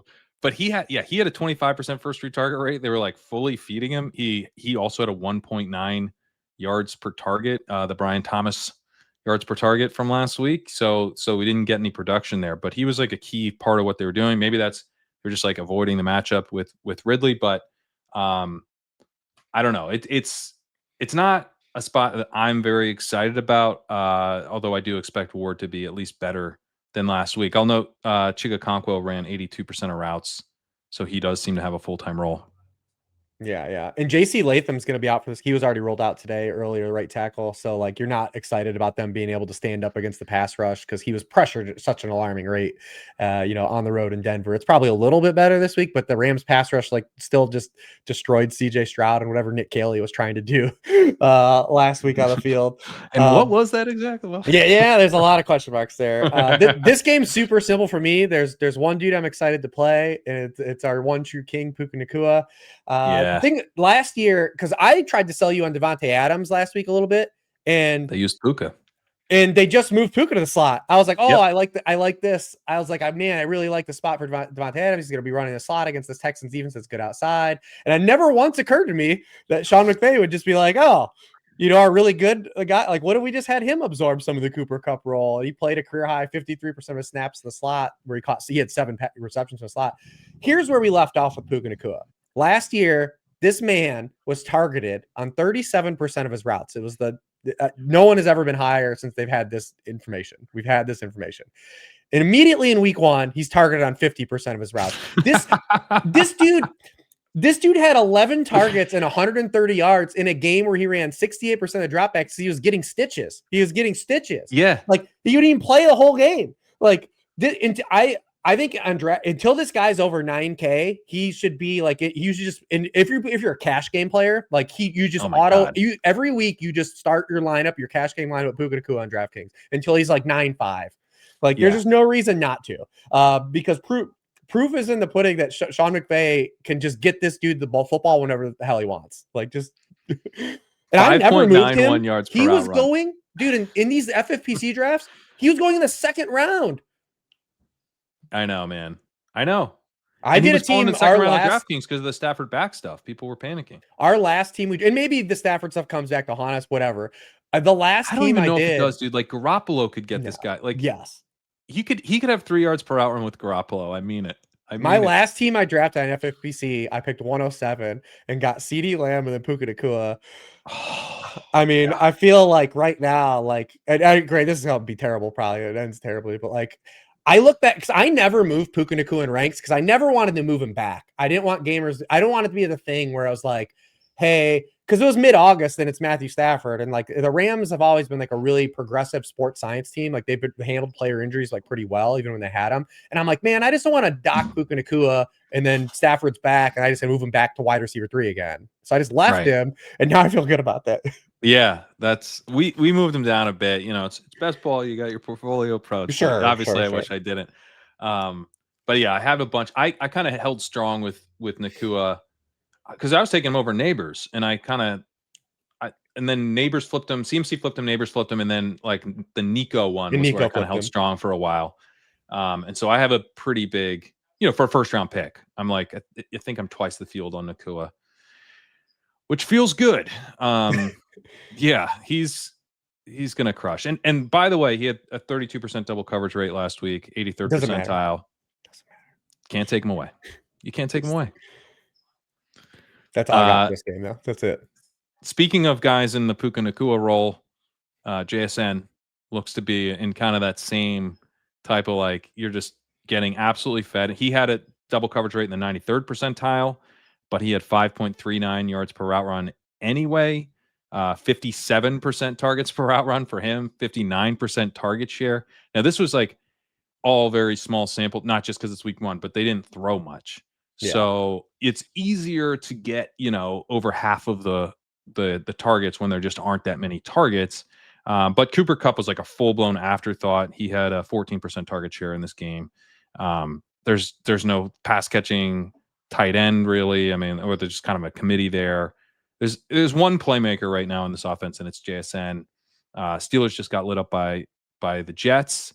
I think my concern for this game is that the Steelers also couldn't stop the run, and the Seahawks do seem to be very much built on the run. And last week we're passing, we're running when they really probably shouldn't have been good at it. They weren't even good at it. Yeah, they weren't good at it, and they weren't in the game script to do it. They had a 66% expected pass rate, which is the 12th highest of the week.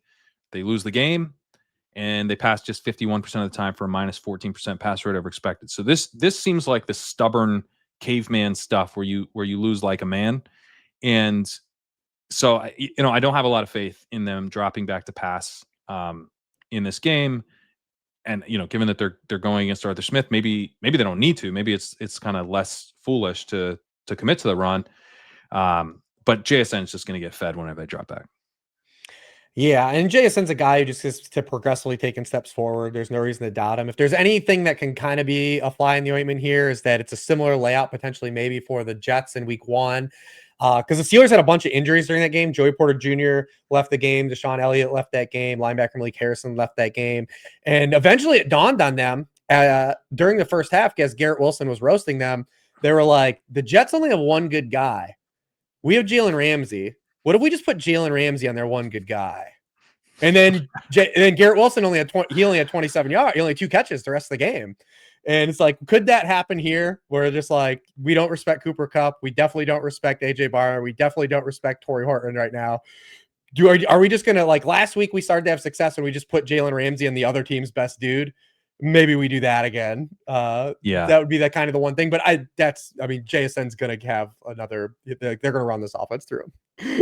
100%, and it's working. Like it's the type of stuff where you're trying to take it away, and he's able to get open, and consistently get targeted. So yeah, that part of it's exciting. What are your thoughts on the backfield split? Like the Kenneth Walker stuff. It was in more of a split than we thought, and he had a bad game. He had a 20% success rate last week, like really, really bad. He did have a 14% target share. Again, not a ton of targets to go around, but that's nice. Charbonnet wasn't targeted. But Charbonnet had a 46% success rate. And if the reason you would play Charbonnet over Walker is because you're like, look, I know Walker's maybe more explosive, but I can lean on Charbonnet. Like he's the guy we can, like, if we want to establish the run. He's not going to run you into outs. Exactly. Yeah. So, well, the fact that it's a split already is terrible news for Kenneth Walker and like anyone that has him. Like, it's just the fact that it opened as this 50-50 split is really rough. Like, it's really rough. And if this is the split, like, why isn't he like the trade guy? Like, why aren't these teams trading? Like, why just make him available now and just let it be a Charbonnet thing? Because you have control. He'd be kind of fun on the Texans or the Cowboys. On a lot of these teams, that need a back to go get just for a rental for a year. Not the Bears, because my hot take would be he's basically just DeAndre Swift. Yes, not the Bears. He's like he gives you those 3 runs a game where you're like, yeah, this dude's got it, and then the other like 12 runs, you're like, oh. Man, you just lost 4 yards, man. Like, come on. Yeah. Like, but yeah, it's kind of just real messy. It's hard to diagnose. If you do have Charbonnet, like, obviously he now has immediate best ball value because he's getting more work than you thought. And then if you have him on your roster and like a dude's out or something, like, you at least know he's getting touches. But it's kind of a messy overall while it's a 50-50 split, because we still need proof that they can run the ball successfully. And we'll see. The Jets did run it, and they'd run a similar, a lot of outside zone and stuff like that. But the difference is the quarterback runs involved with it. And when you don't have to respect Sam Darnold, you defend it differently. Steelers slide that count for Justin Fields, except for the 4th down. Like, everyone knew. I just tell my son, I was like, dude, there's no way Justin Fields isn't running this ball. They ran that bootleg, and he was just toasting into the end zone. Yeah, I mean, come on, like, it's just you're letting them. Yeah, it's ridiculous. Yeah. But other than that, it's just, and even the Steelers stuff's hard to parse out from week 1 because it's all Jamo. It's no one you're excited to play in fantasy. Like, I mean, Calvin Austin stuff, and like the thing you got to be the most mad about, like, is you're like a Rodgers like honk from like years 4. Like, it took Arthur Smith to get him to believe in the offense. Like, Rodgers was doing stuff he's never done. He was under center play action passing. He's he's been vehemently against this stuff, dude. He was rollout. He had 3 touchdowns from outside the pocket, like run rollouts. Yeah, he's bootlegging. The most that is, like, he had never done this stuff. You're telling me Arthur Smith's the one guy to get Aaron Rodgers to buy into his system. Like, what? I know.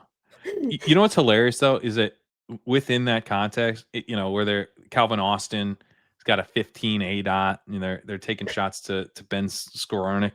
Talk about names I can't say. DK Metcalf had a 4.1 ADOT.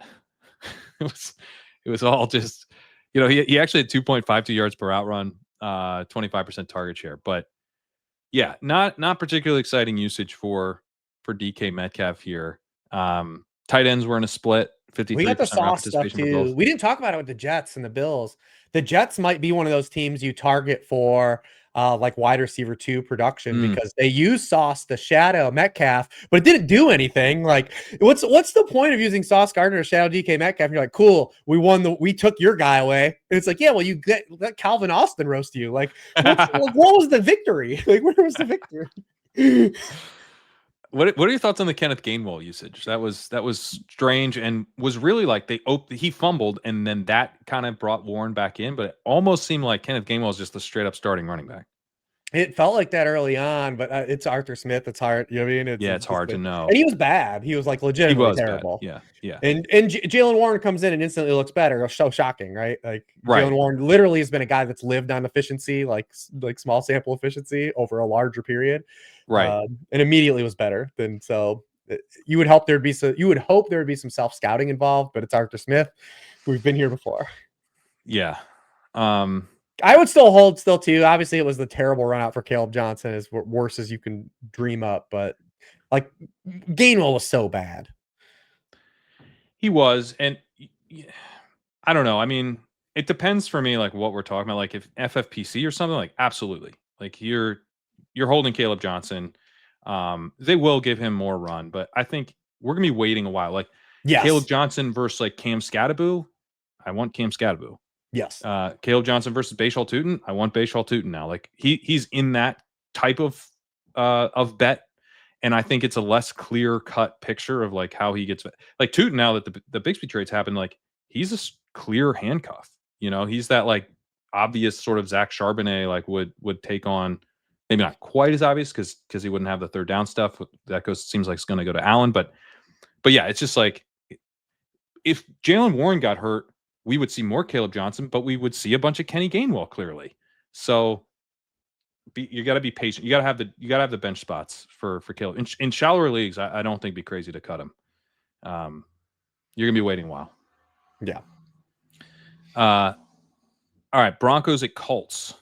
We've got the Colts defense here looked awesome. The Broncos defense looked awesome. So did the Colts. The Colts looked awesome too. Yeah. So both teams coming off really good weeks. And then the Colts offense looked great. Bo Nix looked like sneaky terrible. You want to talk about like a team that maybe looked worse than people are kind of the perception is like his EPA and success rate basically the same as Tua's last week, but he's going against Cam Ward, so that wasn't the headline from that game.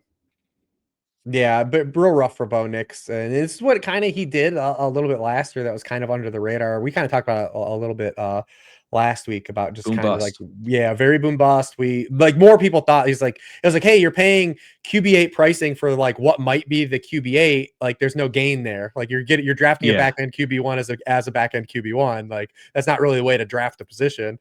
And then he comes out like we were kind of optimistic for like the game environment. We're like, well, at least the game environment, like positive, he's going to be like playing like ahead.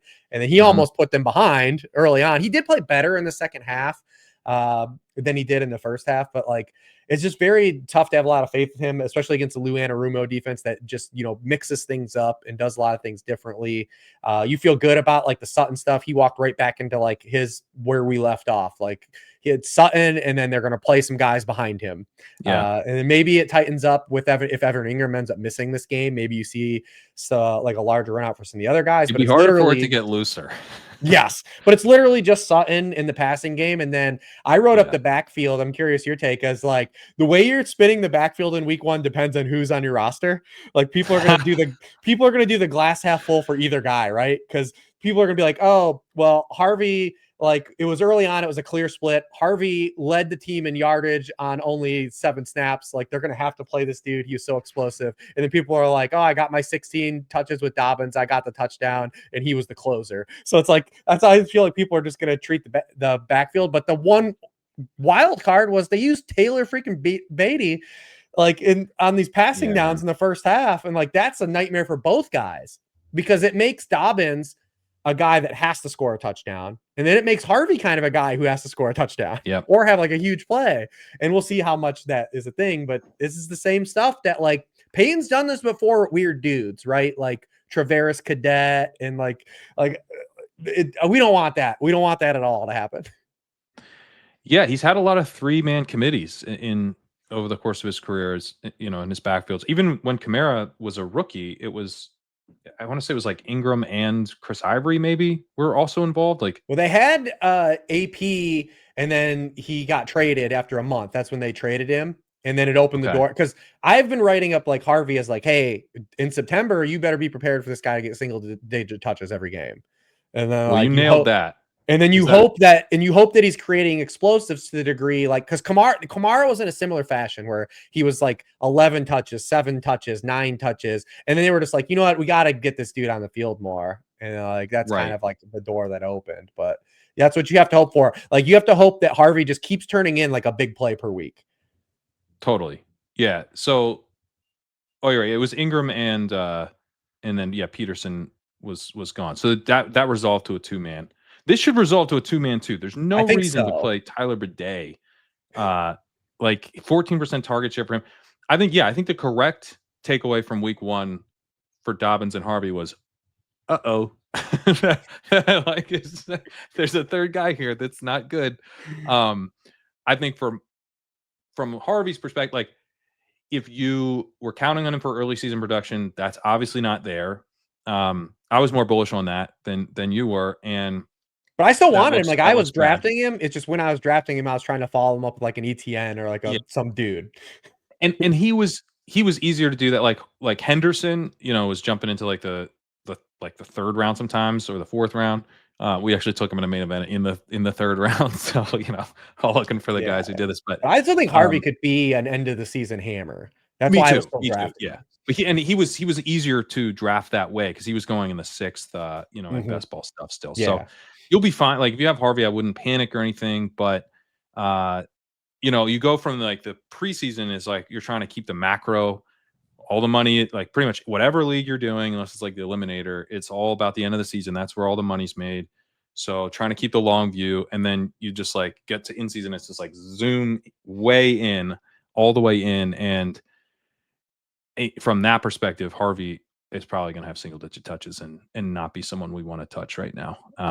Neil Orfield did make the case for him as a DFS like big, Well, like large field swing, but because when it happens, we won't know preemptively. we won't know. It's Yeah, just gonna happen. So you keep biting at the apple until it finds like you because yeah. when the genie's out of the bottle, everyone knows. So if you're trying to win like a lot, like you gotta trying to play ahead. Now you might be It's doing rookie that year like A for a chan a reason. little.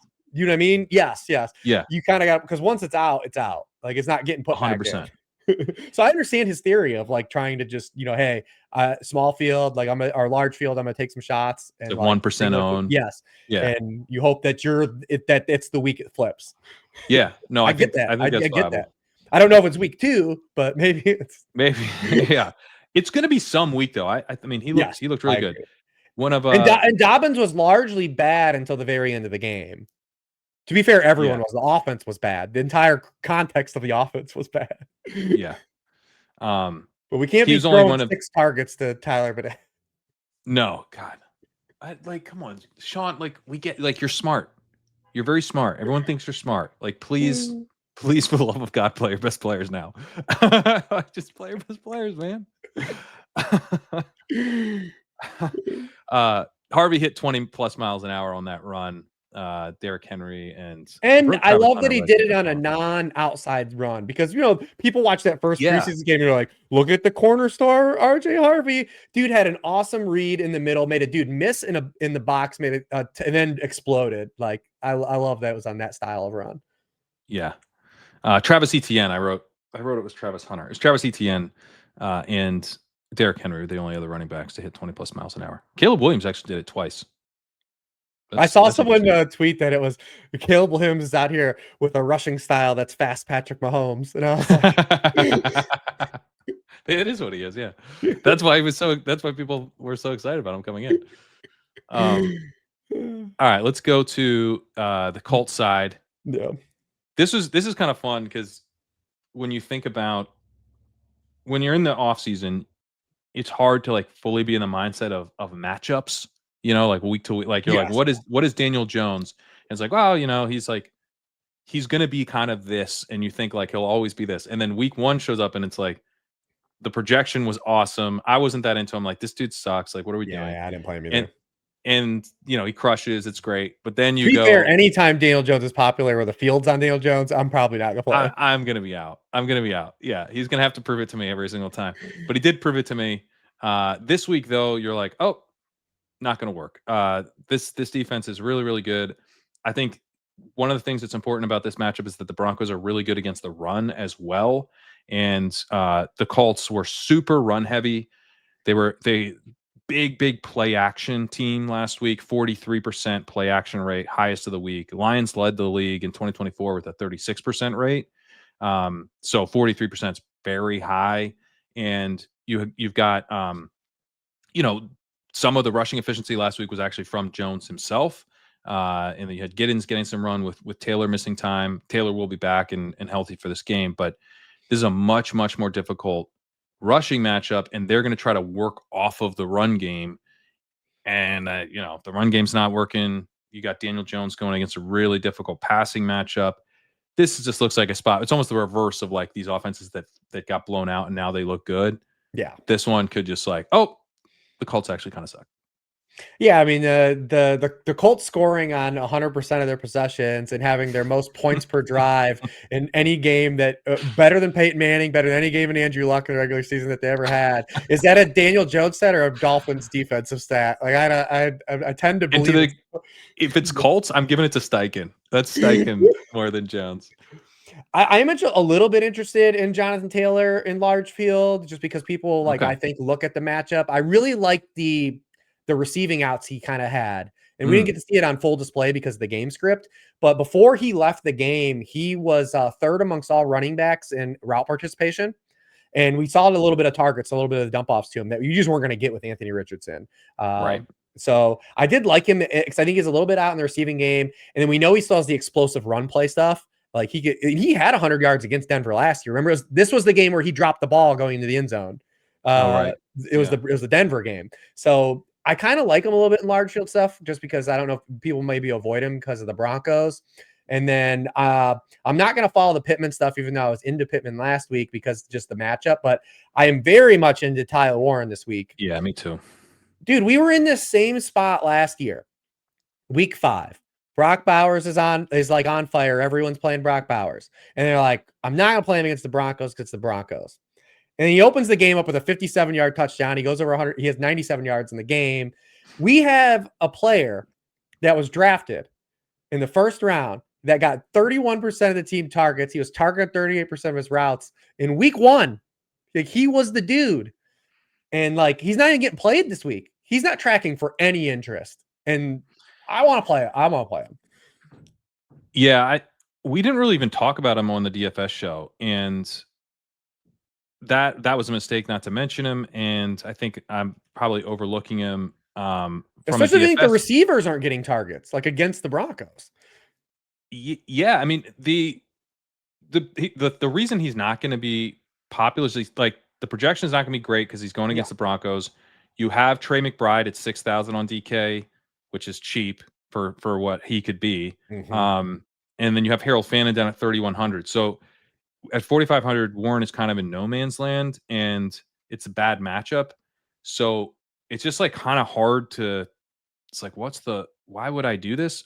You would do this because he had a 38% targets per out run, 29% first read target rate, and in stealing signals, Gretsch was talking about how this was the RPO stuff where you get more of a first read because there's no second read. It's it's run pass, and so if you're going to pass the ball, it will be to Tyler Warren if he's installed in that role, and that's what really powered Michael Pittman 2 years ago, and I thought Pittman was a huge fade for me season long last year because I thought people were kind of out over their skis, assuming that usage would continue because he wasn't all that great, and Downs had really flashed, and Downs did get more of that stuff last year, but Downs has got this hammy, wasn't really involved that much last week. Pittman looked to be the number 1 wide receiver last week, and Warren, who they just took and were very excited about, and is a really good yak player and makes a lot of sense to have in this type of role. Like that was his role, so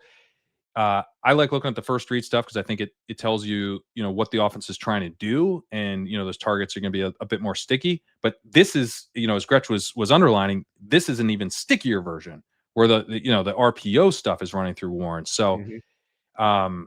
they'll be still doing that this week, even if the offense takes a step back.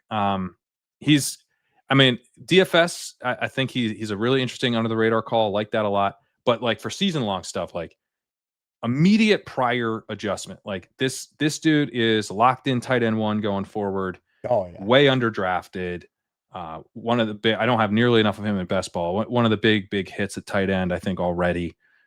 Is as much as I'm kind of thinking, the Colts offense is gonna look way worse this week, and we'll probably feel like we were a little too excited about them after week one. The Warren stuff feels real.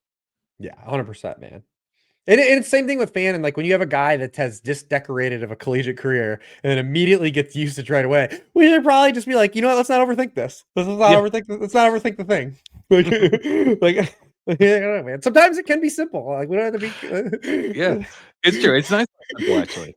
That's why I was with the fan and stuff. I'm like, you're telling me that this guy's the most productive and efficient college tight end in history, but it's point like this, so we can't draft him. What if we just draft him? What do What we if? just took? Like, yeah. Like, come on. Exactly. And then in Yeah, week one, they're utilized. What a concept. What a concept. it's a beautiful thing.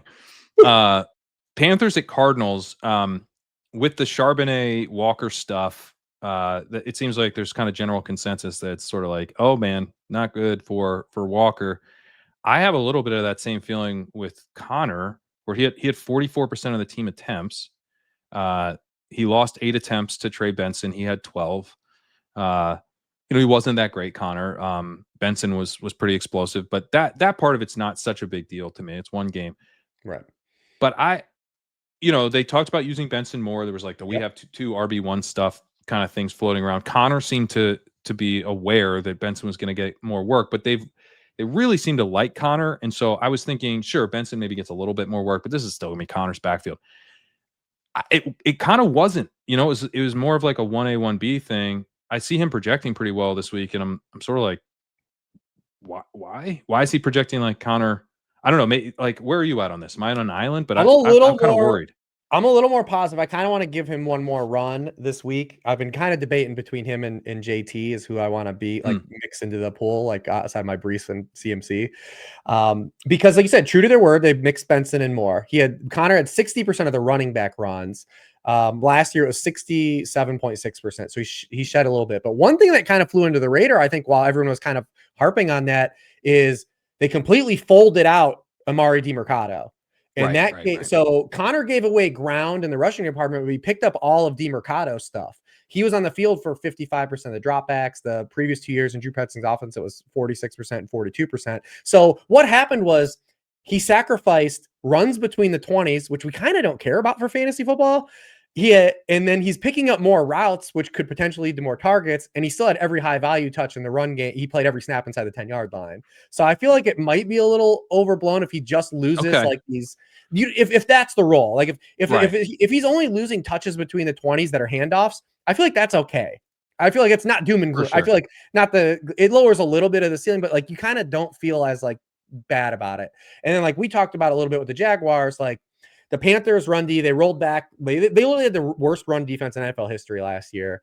They spent a lot of money up front, and it didn't help. They actually lost Tershawn Wharton in the game. He's going to miss probably about 4 weeks. So he's not even playing in this game either.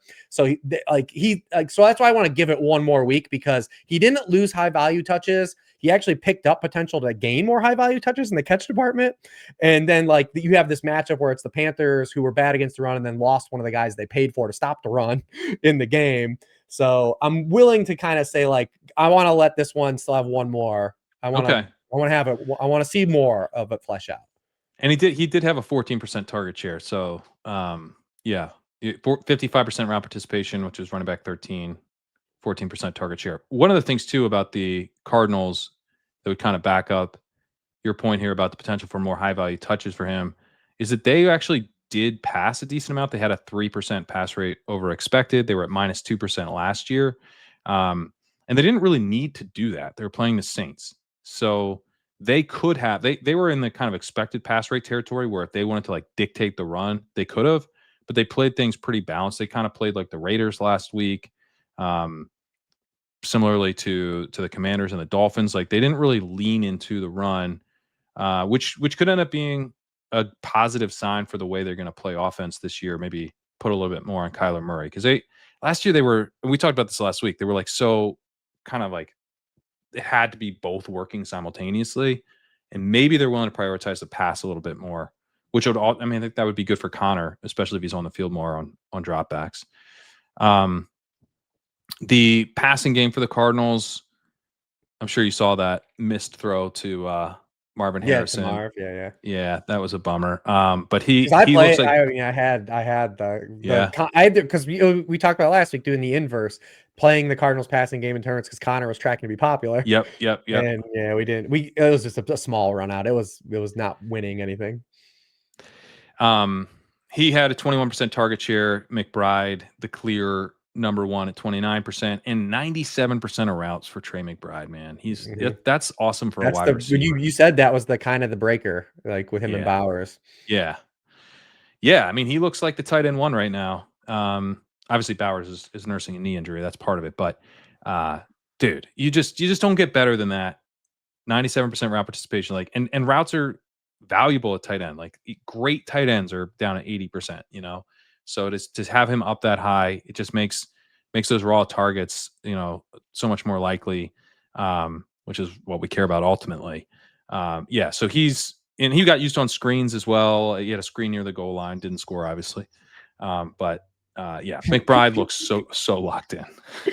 Yeah, I love him hearing this matchup too. See, I mean, you're encouraged if you had Marv. Like they did some stuff at least. They at least did stuff. Right. Like, he won a contested catch too, which he didn't win a lot of contested catches as a rookie. And he won that in the 45-yard play that he had. They threw him a screen, he didn't do anything with it, but they tried. And then on the touchdown, they actually ran like a mesh instead of him just like winning. Because a lot of his end zone targets last year, where it's like a lot of the stuff where it's like want to just win the contested catch stuff, and they didn't do that. But we saw Like, why does he have to have like his dad's offense? Like, why can't he be? It's always so Can't hard, man. we evolve? But even with him getting some new stuff, everything still felt so hard. Yeah. Like it still felt hard. Like it just feels like nothing's easy ever. And then we talked about the Jairo Viro, the Panthers bringing him back, and he did the same thing he did everything he did last year, he did in week 1. Literally played league high rate of cover 3, 60% of passing plays. Last year, Marvin Harrison Jr. really struggled against cover 3, only a target on 17% of his routes. In week 1, they had 11 dropbacks against cover 3, and he only got 1 target on those dropbacks.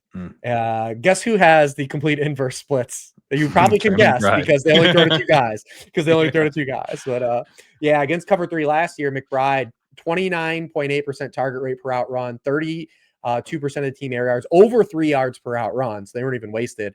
And again, on those 11 dropbacks against cover 3 in week 1, Trey McBride, 31% target rate per out run, over 3 yards per out run. It was like all right in line with where we left off a year ago. So it is, if you do want to pay up for tight end and just not get caught in like hey, I'm not even going to make it a decision between, paying down for Fannin or Johnson or Brenton Strange or the mid game with Tyler Warren, like this would be a spot to just go ahead and try to hammer him. He'll be pretty chalky, but I think it makes sense. It's the pricing soft, and there's no clearly Bowers the tight end and one. Kittle. There's no Bowers or Kittle. Yeah. So I mean, it's also one of the things, like in small field stuff, where like even if one of these other dudes spikes up, like how much should they really even gonna be played? Like Warren, if it's Warren, it'll matter. He looks to be tracked for a little bit of ownership, but like I don't know, like if Jonnu Smith gets in the end zone, like there's not a lot of tight ends that people are even playing, and McBride will be definitely one of them, but he might be just like a dude you need at 6,000 on DraftKings. I think a very strong play. All right, last game, Eagles at Chiefs. I will say just one real quick, just because the Tet stuff, we're probably not playing Tet, but Tet felt like Marv last year.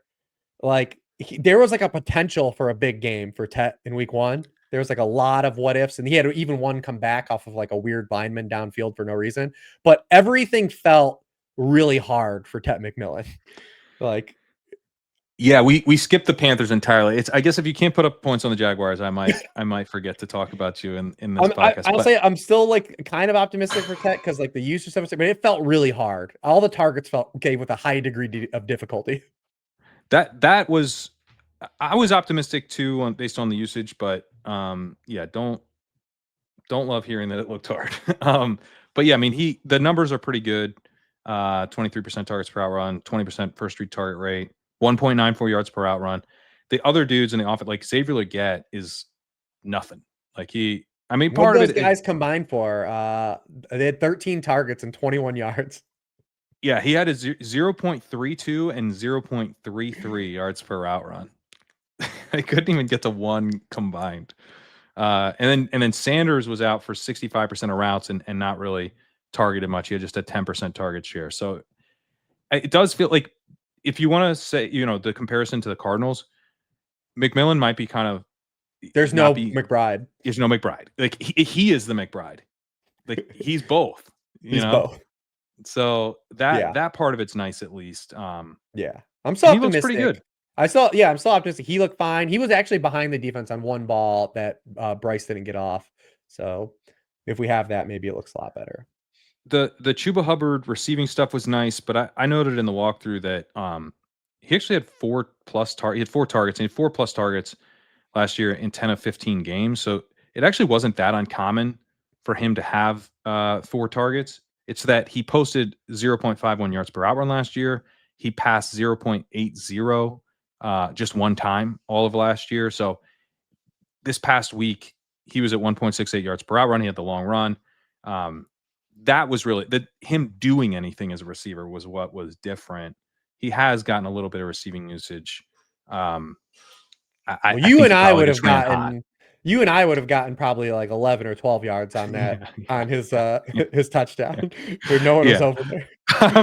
It would have been embarrassing how few yards, but it wouldn't have been none. Yeah, I can guarantee you it wasn't going to be the 27 he got. No, it wouldn't have been 27. It would not.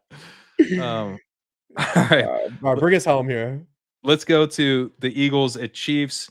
This is a game where I was talking with Davis and he was just like, because I had some excitement for the Eagles side, and he's Oh like, no, dude, this is gonna be he's so totally. boring. I talked to him earlier. He's completely out. He's like he's so in the tank for the Chiefs now. He's just like this is over. I know, but it's a sad Chiefs fan. That's what's happening. And he's thinking about the whole game, like he's thinking about the Chiefs Right. offense.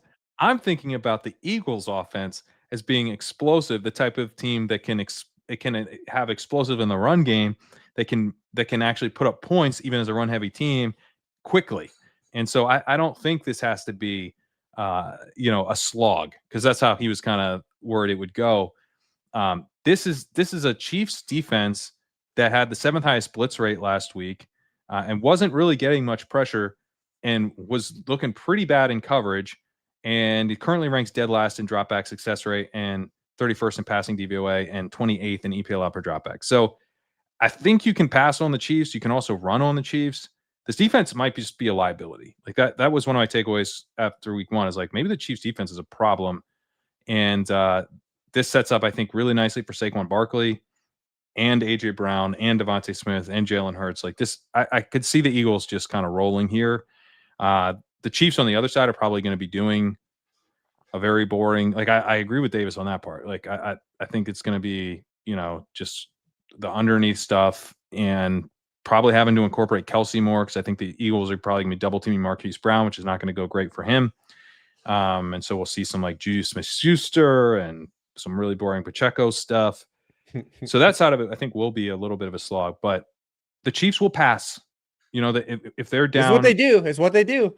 yeah. Even when it's And bad, so, they've never wavered. They've never yeah, wavered. they never, yeah, and there'll be some incompletions that'll stop the clock.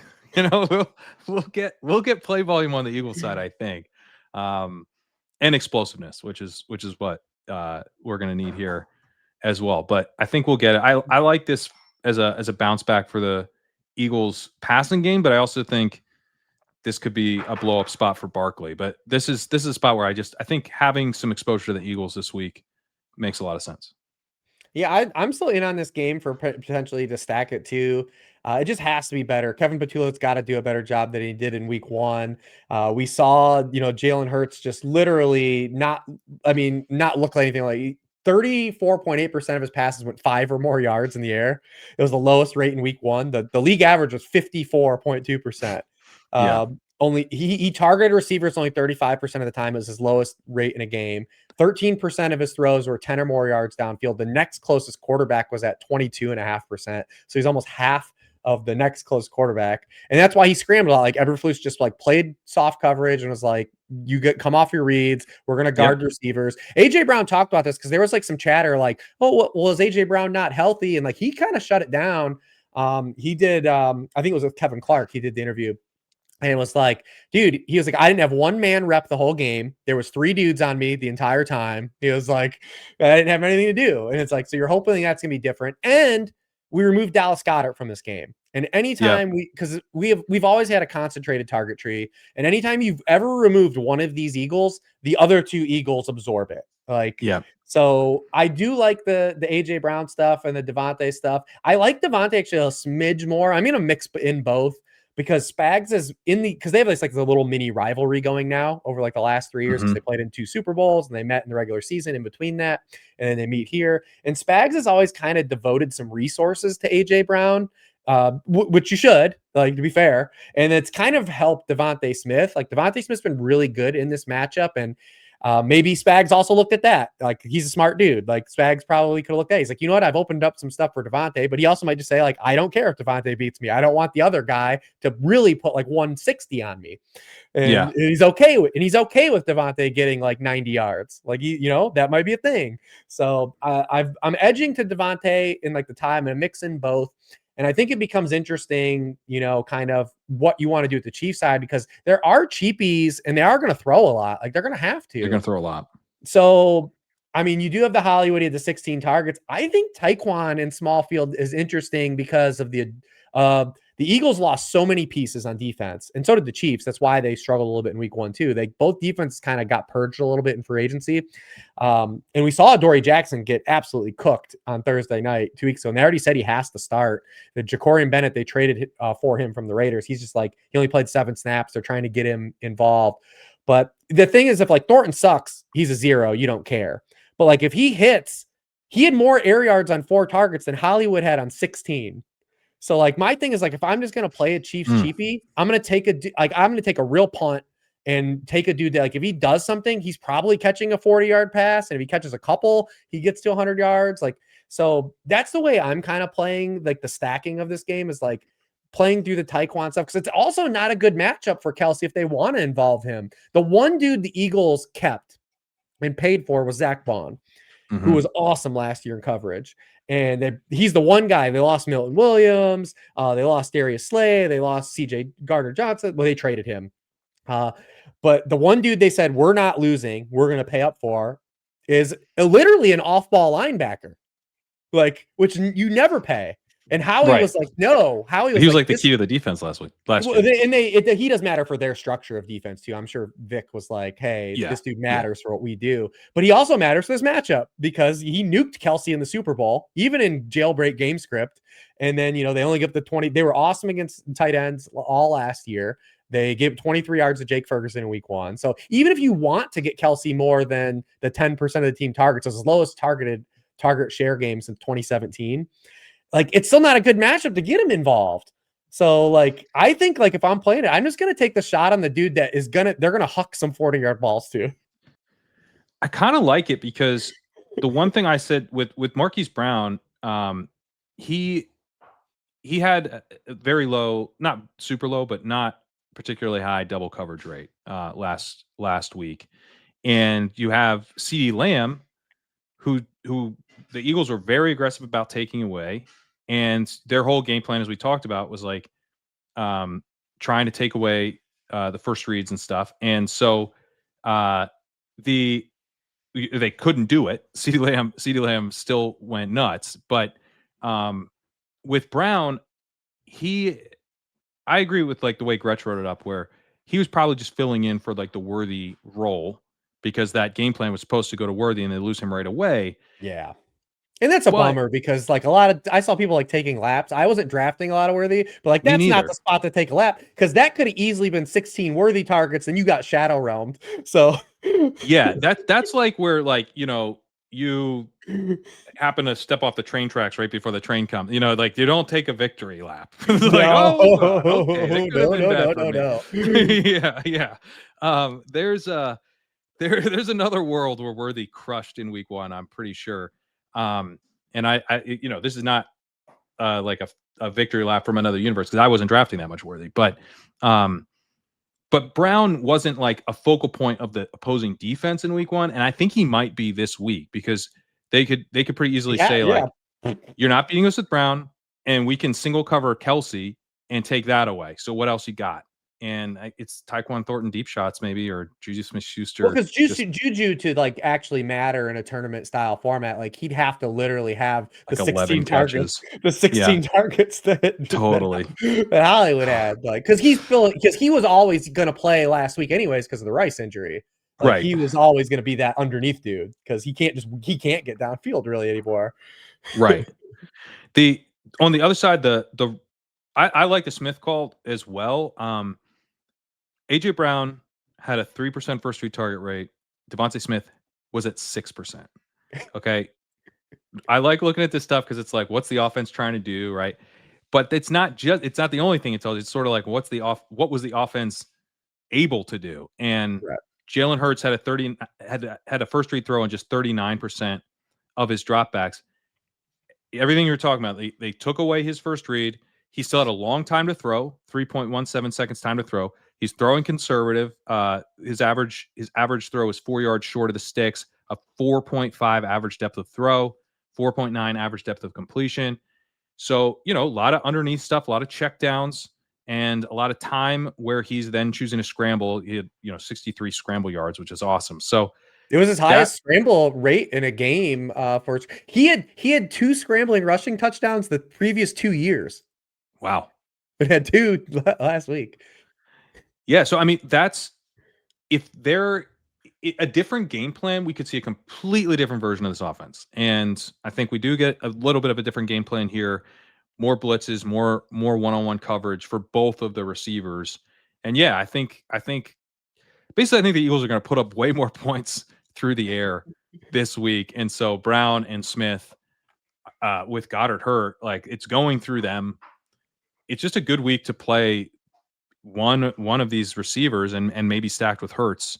It's also, I think, a good week to play Barkley. Barkley, he's 8,000 on DraftKings, so it's a little tough, given how cheap McCaffrey is. But dude could have a huge week here, pretty easily. Yeah, I like that. So Spags is the guy who kind of started what Vic Tafur, and I hope I pronounced his last name correctly. That kind of highlighted, a lot of what these defenses did in week one, where they were, shifting the linemen like post snap. Because like when the coverage stuff started to happen, it wasn't that like too high became, this new thing because cover two and cover four and cover six, like Right. if existed since football existed. They were showing you one thing pre-snap and doing something different post-snap. And that's how teams kind of played the run game in week one. Spags did this in the Super Bowl. He was kind of like the first one of like, this is how I'm going to take Saquon away, is I'm going to give them a defensive line look and we're going to move the defensive line, as you're snapping the football. And a lot of teams did that in week one, like just took that over and did the same thing. The 49ers were really big on it too and slowing down the Seahawks. So I'm curious if Spags, like what he dedicates his resources to, like, does he just not want to get beat by Saquon? And does he try to bring back what he did in the Super Bowl? They were still good against the run in week one. And obviously they were good against the run all year last year. But like with Saquon at a low owned Saquon, you're always just looking for Yeah. the big time run out.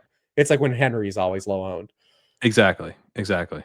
All right, but I think that covers everything. Uh, this has been a lot of fun. Anything Yeah. you want to cover before we get out of here? It's good to talk about stuff that happened. It's and I feel like this is a show as we get into the season based on like how you and I work. We'll get like even better and more accurate. Like the more we Yeah, are, feet in the ground here as the course of the season goes. But definitely don't take a because we're lot still trying to week figure out one. like what we have, what it even mean. Like, what does this mean? Something like no. Does this mean something? I think so. But as we get more, we're going to be able to. Yeah. Yeah. But yeah, definitely go check out if you never read my work. I'm over at Sharp Football Analysis. Please check that out. If you hung on to this length of the show and want to check out, you guys use promo code Sharp35 over there. Hell yeah. And check out the walkthrough over at Legendary Upside. I'll also be writing up the Monday games. And Matt Irby will have the Sunday Night Football game covered in the quick slant. So yeah, check out all of that. Got rankings and all of the stuff you need over at Legendary Upside. We'll be back here next week to talk through week 3. Good luck in week 2, and we'll see you then.